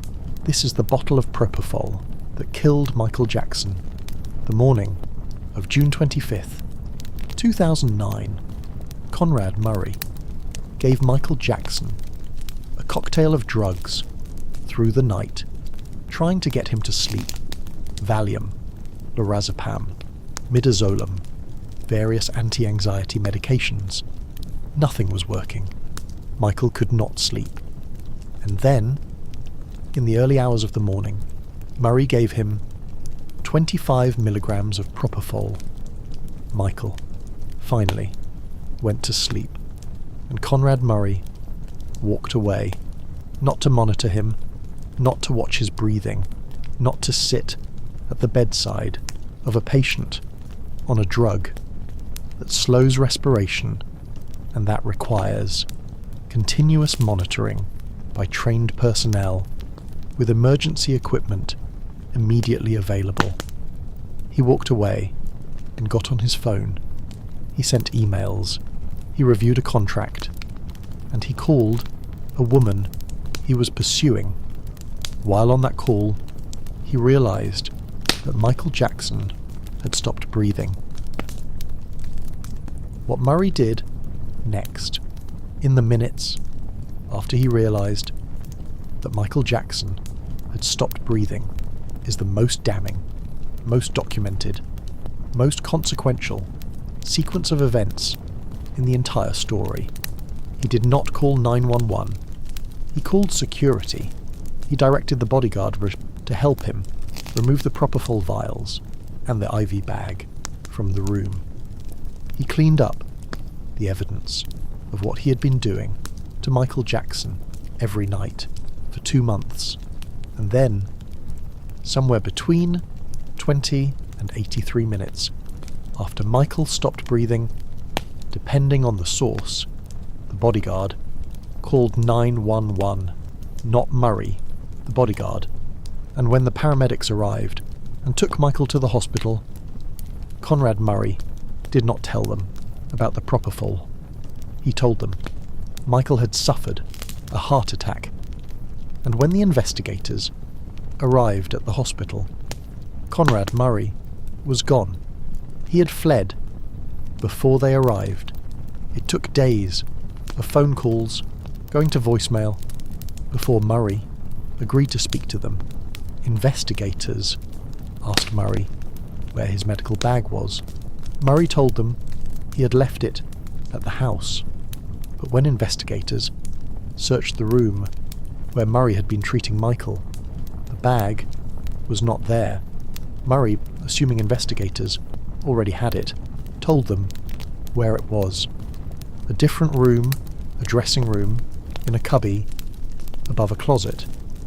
The investigator described it as a treasure trove of evidence.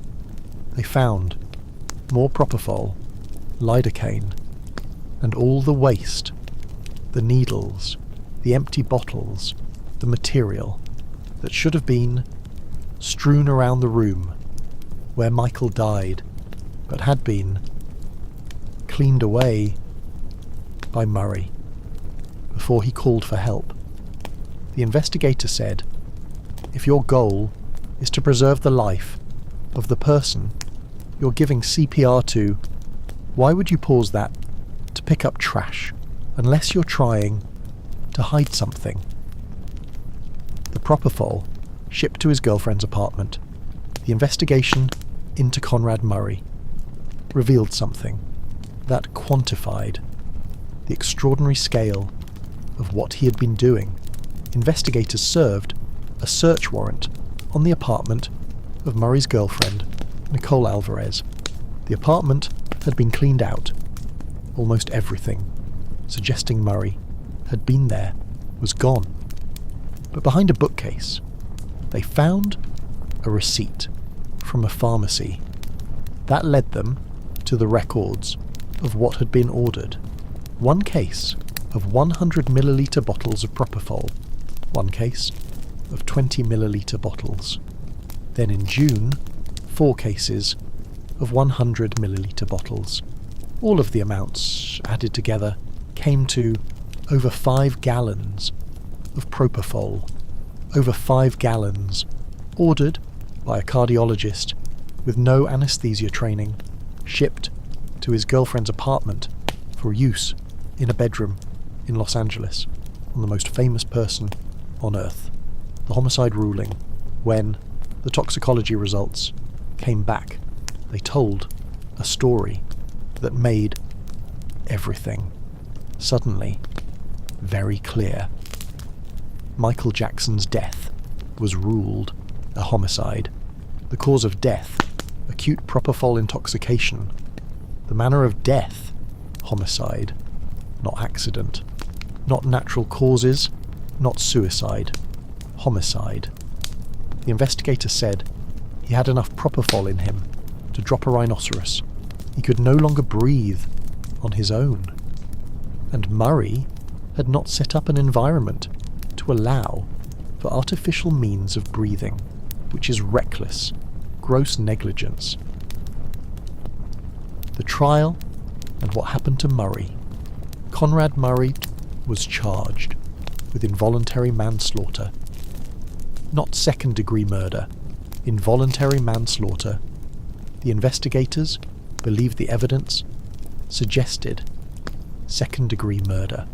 The level of negligence was so clear, so comprehensive, so documented that they felt it applied. But the DA's office, in an election year, did not want another high-profile failure. They chose the path of least resistance. The investigators were not happy with the choice, but they presented the case they were given. On November 7th, 2011, Conrad Murray was found guilty of involuntary manslaughter, sentenced to 4 years in prison. He served 2. The Jackson family wanted second-degree murder. Katherine Jackson was beside herself. that there was not going to be a second-degree murder filing. Murray admitted no fault, took no responsibility, and later released a book blaming everyone else for Michael's death, except himself. Chapter 10 is waiting. AEG, the emails who actually killed him, because Conrad Murray did not act alone. The emails that the promoters did not want the world to read. Kenny Ortega's panicked warnings, silenced. Randy Phillips telling the show director, "It is critical that neither you, me, or anyone become amateur psychiatrists," and the email sent 1 week after Michael's death. That tells you everything you need to know about what this was really about, but only when you need it. The doctor is behind us. The promoters are ahead, and the emails are already written. Conrad Murray did not act alone. That is the most important, most documented, most carefully established fact in the entire story of Michael Jackson's death. Murray was the instrument. The emails tell us who was playing it, the debt and the desperation, to understand why Michael Jackson was in the position he was in 2009. You need to understand two numbers. The first number is $400 million. That was approximately the debt that Michael Jackson was carrying by 2008. $400 million. The most famous person on earth. The best-selling artist of all time, in debt to the tune of $400 million due to legal bills, drug dependency costs, the extraordinary expense of maintaining Neverland, the financial mismanagement of years of people around him helping themselves to what he generated. And the second number is 1 decade. Michael Jackson had not toured in over a decade. His last major tour, the History World Tour, had ended in 1997. A man in $400 million of debt, who had not performed for 10 years, who was 50 years old, who had spent years under investigation for child abuse, whose public image was in ruins. This was the man that AEG Live saw as an opportunity. The deal. In 2008, AEG Live, one of the largest, most powerful concert promotion companies in the world, approached Michael Jackson with a proposal. 50 shows at London's O2 Arena, a residency called This Is It. The numbers were extraordinary. Ticket sales alone were projected at hundreds of millions. When merchandise, sponsorships, media rights, and other revenue streams were factored in, estimates reached over $1 billion. AEG advanced Michael tens of millions of dollars before the first rehearsal, before the first show, before anything had been performed, which meant from the moment the deal was signed, Michael Jackson could not walk away. The money was spent, the contracts were signed. AEG needed this tour to happen, and a cancellation would be a financial disaster for everyone. And Michael needed it too. Not just for the money, he needed the world to see him one more time and remember what he was. The announcement day and the email. On March 5th, 2009, Michael Jackson was supposed to appear at the O2 Arena in London to announce the tour to the world. Thousands of fans, hundreds of journalists, cameras, ready to broadcast to the entire planet. And at the same moment, AEG Live CEO, Randy Phillips, was writing an email to the parent company's executives. He wrote, "MJ is locked in his room. drunk and despondent. This was the day of the announcement. This was the man they were about to present to the world as the king of pop, returning in triumph. He also wrote, I screamed at him, so loud, the walls are shaking. When asked later if that was an exaggeration, he said, yes, that was an exaggeration. But I did raise my voice. And was it also an exaggeration when you wrote, this is the scariest thing I've ever seen? He said, yes, the promoter blamed London traffic when Michael arrived. 90 minutes late, they never said anything to the public. They rushed him to the stage. Michael walked out and told the world, this is it. And to everyone watching, it looked like the king of pop was back. What they told the public after the announcement was not the last time AEG Live said one thing in public while knowing something entirely different in private. 2 months after the announcement, Randy Phillips appeared on CNN and told the public that Michael Jackson was as healthy as he can be, no health problems whatsoever. As healthy as he can be, no health problems whatsoever. 2 months after writing, this is the scariest thing I've ever seen. The emails that were never meant to be read over the months or between the announcement and Michael's death, the internal emails at AEG Live documented with extraordinary precision exactly what the people running the tour knew and what they chose to do about it. At some point, Randy Phillips emailed his co-CEO Paul Gongaware, we need to pull the plug now. They did not pull the plug.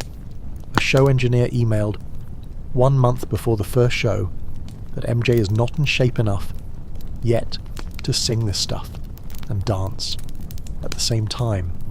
Nobody pulled the plug. Karen Fay, Michael's makeup artist, emailed his manager, I have seen with my own eyes him deteriorate physically. In a month. Fans who met Michael backstage emailed Karen. One wrote, Michael is too thin. When we hugged, I felt there was literally nothing to him. Another wrote, last week I was in LA. She said when he took his jacket off, she saw a skeleton.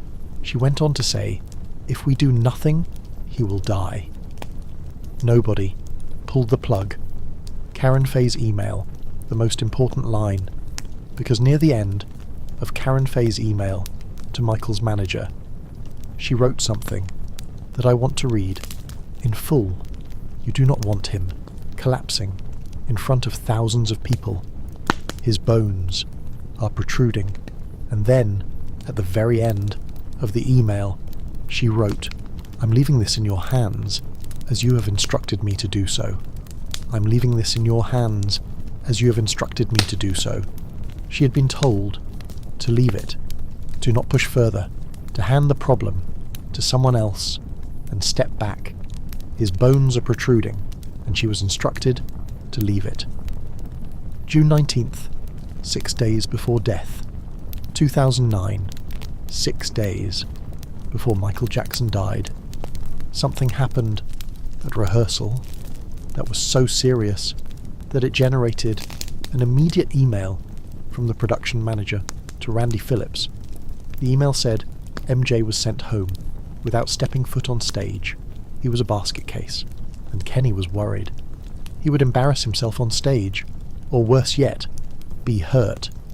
Kenny Ortega, the show's director, who had worked with Michael on the Dangerous and History tours, who knew Michael, who knew what Michael looked like when something was wrong, was so alarmed that the next day he sent a panicked email to Randy Phillips. He said Michael appeared weak and fatigued, that he was trembling, rambling, obsessing, and Ortega recommended that Michael have a psychological exam. What Randy Phillips said back, because Randy Phillips received Kenny Ortega's panicked email, read it, and responded. Not by cancelling rehearsals, not by bringing in a medical team, not by calling Michael's family, not by doing any of the things that a person who genuinely cared about the well-being of the man they were responsible for would have done. He emailed Kenny back and said, "It is critical that neither you, me, or anyone around this show become amateur psychiatrists or physicians."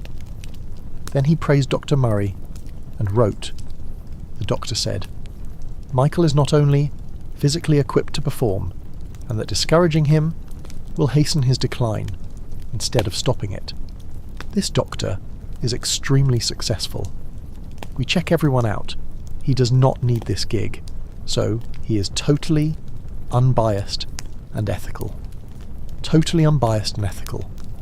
Written about a doctor who was being paid by AEG, whose entire financial survival depended on Michael performing, and who was giving Michael a surgical anaesthetic every night to help him sleep.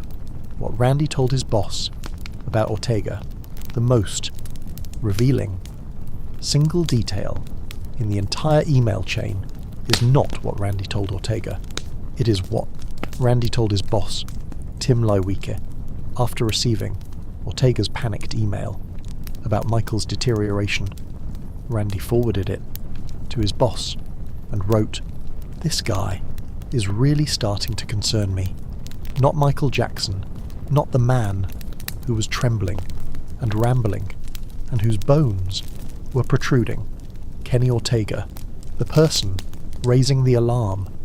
That person was who Randy Phillips found concerning the meeting at Michael's house after the emails Randy Phillips and Tim Leiweke called a meeting at Michael's house. Randy, Tim, Kenny Ortega, Michael Jackson, and Dr. Conrad Murray. According to a police detective summary, when Kenny Ortega got in Michael's face about his concerns, Dr. Murray told everyone in the room, "You're not a doctor, butt out." The one person raising the alarm was silenced by the one person with the biggest financial incentive to keep things moving, and Murray himself later described what that meeting was like.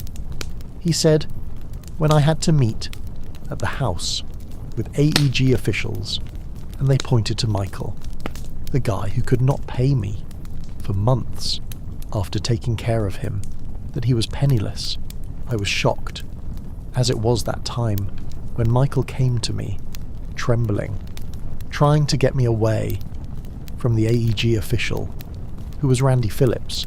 I was shocked out of state. I should have just picked my bags up and left 5 days later, because the meeting happened on June 20th, 2009. 5 days later, Michael Jackson was dead.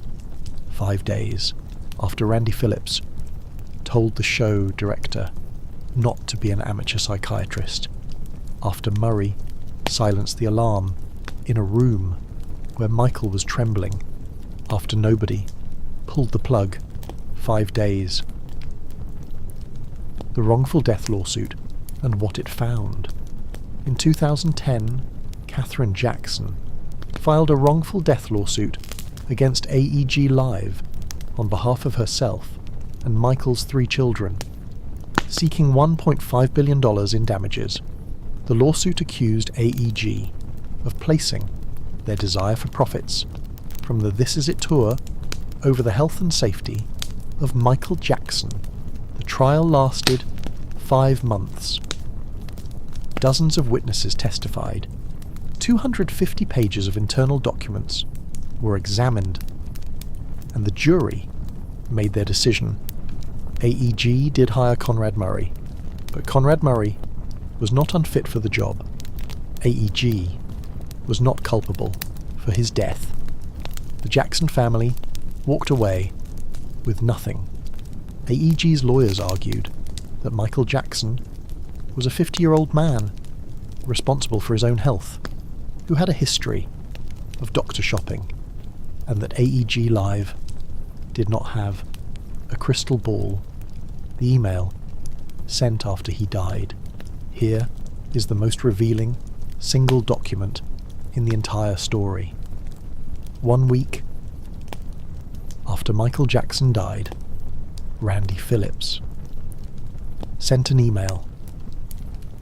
He wrote, "Michael's death is a terrible tragedy, but life must go on. AEG will make a fortune from merch sales, ticket retention, the touring exhibition, and the film and DVD." And they did. AEG was allowed to sell Michael Jackson to a merchandise. They shared in the profits from the This Is It documentary, a film made entirely from rehearsal footage of a man who they knew was at the end of his rope.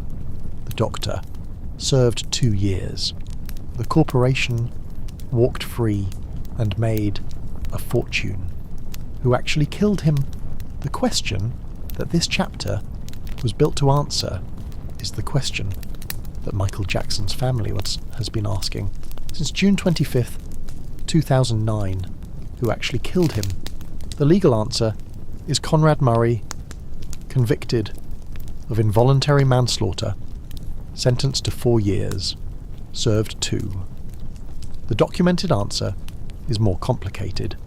A desperate man in $400 million of debt who had not performed for a decade, whose need to prove himself had become not ambition but desperation, and a corporation that looked at that desperation and saw an opportunity that advanced tens of millions before a single show was performed.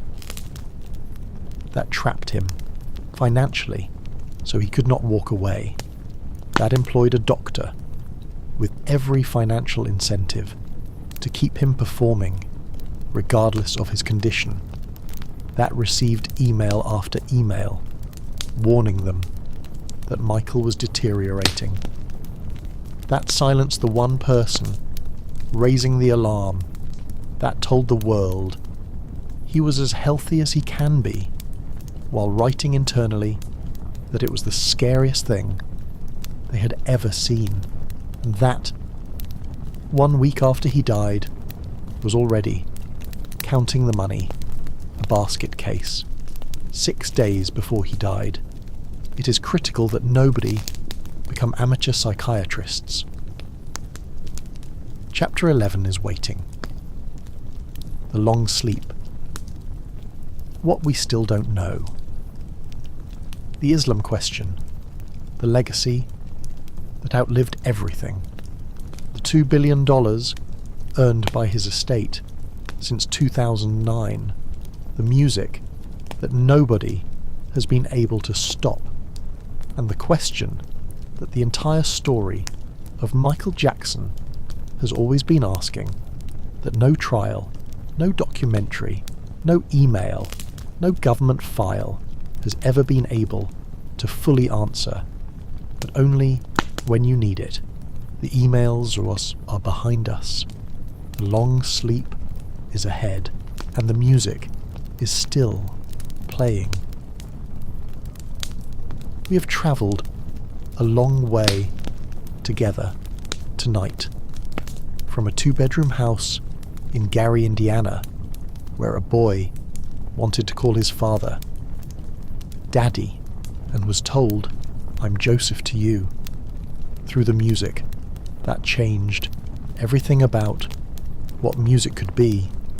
1 billion records, 6 albums, a patent for a lien, a glove hiding a disease, a death threat becoming a song, through the face that the world mocked and the autopsy confirmed was the result of disease and fire and a psychiatric condition that nobody helped him with, through Neverland, and the question it has always carried inside its gates. Through 1993 and the recorded phone call, that said, this started as a business decision. Through 2005 and 40 not guilties, and the man who walked out of that courthouse looking like he had not survived what he had survived. Through Wade Robson and James Safechuck and the two oaths that contradict each other and cannot both be true and cannot be resolved. Through the Epstein files and what they say and what they do not. Through the doctor and the milk. Through the emails and the corporation that counted the money. 1 week after he was gone, we have travelled a long way together. The Islam question. There is one chapter of the Michael Jackson story that most people have never heard, and it begins with his brother. Jermaine Jackson converted to Islam in 1989 after a journey to Bahrain that he described as a search for completeness, for wholeness, for something he had not found anywhere else. He said, "I took a journey to the Middle East in '89. It was during a time when my life I was searching for completeness. Then we ended up going to Mecca, and I converted right then. It was a calling that I felt in my heart. And after his conversion, Jermaine brought Michael books from Saudi Arabia, from Bahrain, from mosques across the Middle East. He said, I brought him books from Saudi. I brought him books from Bahrain. I brought him books from a lot of mosques in Bahrain, and he read them all. He read them all. What Michael said about what he found. Jermaine described what Michael told him about the books. He said, Michael, I really feel that Michael was looking for that divine feeling, and he loved it, because he told me it was different, and he loved the call to prayer. He loved the call to prayer, and he loved the peacefulness. It's peaceful. He loved the call to prayer. The most famous person on earth, exhausted by fame, exhausted by litigation, exhausted by the relentless, incomprehensible weight of being Michael Jackson, finding something in the call to prayer that he could not find anywhere else. The 2008 conversion rumours, because in 2008, as reports emerged, that Michael Jackson had taken the Shahada, the Islamic declaration of faith, during a private ceremony in Los Angeles.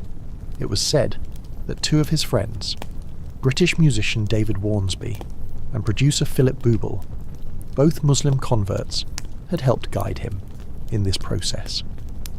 Michael reportedly changed his name to Mikael after one of the angels in Islamic faith. This story has never been officially confirmed by Michael himself or by his family. It remains one of the most talked about. Rumours about his private life.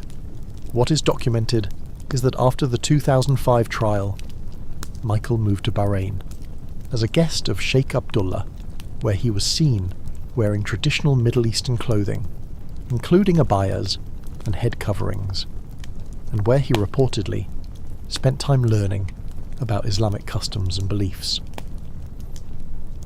What Jermaine said after Michael died in 2009, Jermaine Jackson said something that made headlines around the world. He said, I believe my brother died as a Muslim. His brother, who knew him better than almost anyone, who had brought him the books, who had watched him, read every one, who had seen him, love the call to prayer, who had watched him spend 2 years in Bahrain in traditional clothing in a Muslim-majority country after the most traumatic, most defining, most exhausting experience of his life, saying, I believe my brother died as a Muslim. We will never know for certain. Michael never said it publicly. his family has given mixed responses. But the question of what Michael Jackson believed at the end of his life about God and about himself is the most human question in the entire story, and it deserves to be held. What was left behind for his children, because Michael Jackson had 3 children. Prince Michael Jackson Jr., born February 13th, 1997, to Debbie Rowe, Paris Michael Catherine Jackson, born April 3rd, 1998, to Debbie Rowe, and Prince Michael Jackson II, known as Blanket, born February 21st, 2002, to an anonymous surrogate mother whose identity has never been publicly confirmed. 3 children who grew up with their faces covered in public, whose father dangled the youngest over a Berlin hotel balcony and said, "I was doing something," out of innocence, whose father stood in front of the world at the most famous memorial service in the history of popular music, while his 11-year-old daughter Paris wept and said, "Ever since I was born, Daddy has been the best father you could ever imagine." And I just wanted to say, I love him so much. The man who wanted to call his father Daddy and was told, "I'm Joseph to you," was called Daddy by 3 children who loved him in the way that he never got to love his own father. The legacy in numbers. Because the legacy of Michael Jackson is not primarily a story of numbers, but the numbers are so extraordinary that they deserve to be stated. In 2018, 9 years after his death, his estate earned $825 million in a single year, the highest amount ever earned by a dead celebrity in a single year. In recorded history, his estate has earned over $2 billion since 2009, from a man who died $400 million in debt.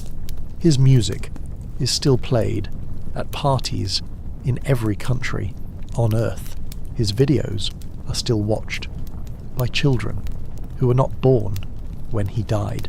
His choreography is still performed by dancers who learned it from dancers who watched him perform it live, and at the 2009 memorial, 2.5 billion people watched 1/3 of planet Earth. What the story is really about. I want to tell you what I think the full story of Michael Jackson is really about. It is not primarily about the music. As extraordinary as the music is, it is not primarily about the allegations, as serious as some of them are. It is not primarily about the doctor or the corporation or the emails. It is, at its deepest, most honest, most carefully examined level, a story about what happens to a human being when the world decides they are not a human being, when they are instead a product, a commodity, a machine for generating revenue and entertainment and sensation.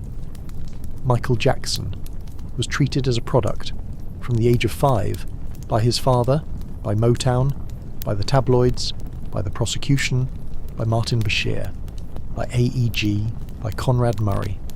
And the extraordinary thing, the thing that this entire story proves beyond any doubt, is that underneath the product there was always a person who cried watching children play in a park, who wanted to be Spider-Man, who loved the call to prayer, who wanted to call his father Daddy, who told the truth about his skin and was called a liar until the autopsy proved him right. what we still do not know, because before the sleep comes, I want to be completely honest about the question that this video has examined from every angle and cannot answer. Did Michael Jackson sexually abuse children? The legal answer is no, not guilty, on every count, in every trial, in every investigation. The FBI finding no evidence of criminal behaviour. The documented answer is more complicated. A maid who admitted lying under oath, describing things she says she saw. 2 men who testified under oath that nothing happened, and later described years of abuse in extraordinary detail. The honest answer is we do not know, and anyone who tells you they do with complete certainty in either direction is not telling you the truth. The person who knows the answer to this question is dead, and he took the answer with him. What cannot be taken, because whatever the answer to that question turns out to be, there are things that cannot be taken from Michael Jackson. The music, which changed what music could be, which broke the barriers that kept black artists off television screens, which gave the world Billie Jean and Thriller and the Moonwalk and the Lean and the Glove. The extraordinary human story of a boy who was given nothing of what childhood is supposed to give and built from that absence.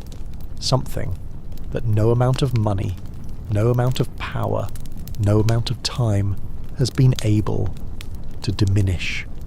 The 1 billion records, the 6 albums, the 2.5 billion who watched the memorial, and 3 children who called him Daddy. The night before he died, because I want to leave you with one final image. The night before Michael Jackson died, June 24th, 2009, he was at the Staples Center in Los Angeles, rehearsing for a show that would never happen, for an audience that would never see it. At 50 years old, thin, frail, exhausted, drugged every night by a doctor who needed the money, employed by a corporation that needed the show, and by all accounts, he was extraordinary. He was dancing, he was directing, he was obsessing over every detail, the way he always had. After the rehearsal, his manager found him, and Michael put his arm around him and said, "I am so happy. This is really our time. I am so happy. This is really our time." The last words anyone recorded from Michael Jackson about what he was doing and what it meant, spoken the night before he died. And you, wherever this found you tonight, whatever you believe about Michael Jackson, when this video ends, whatever you knew before you started and whatever is different now, you stayed. Through the belt and the nightclubs at 7 and the moonwalk he didn't invent and the glove that was hiding a disease, through the allegations examined honestly from every side, through the emails that told you more than any trial ever did, through the doctor and the milk and the corporation that counted the money.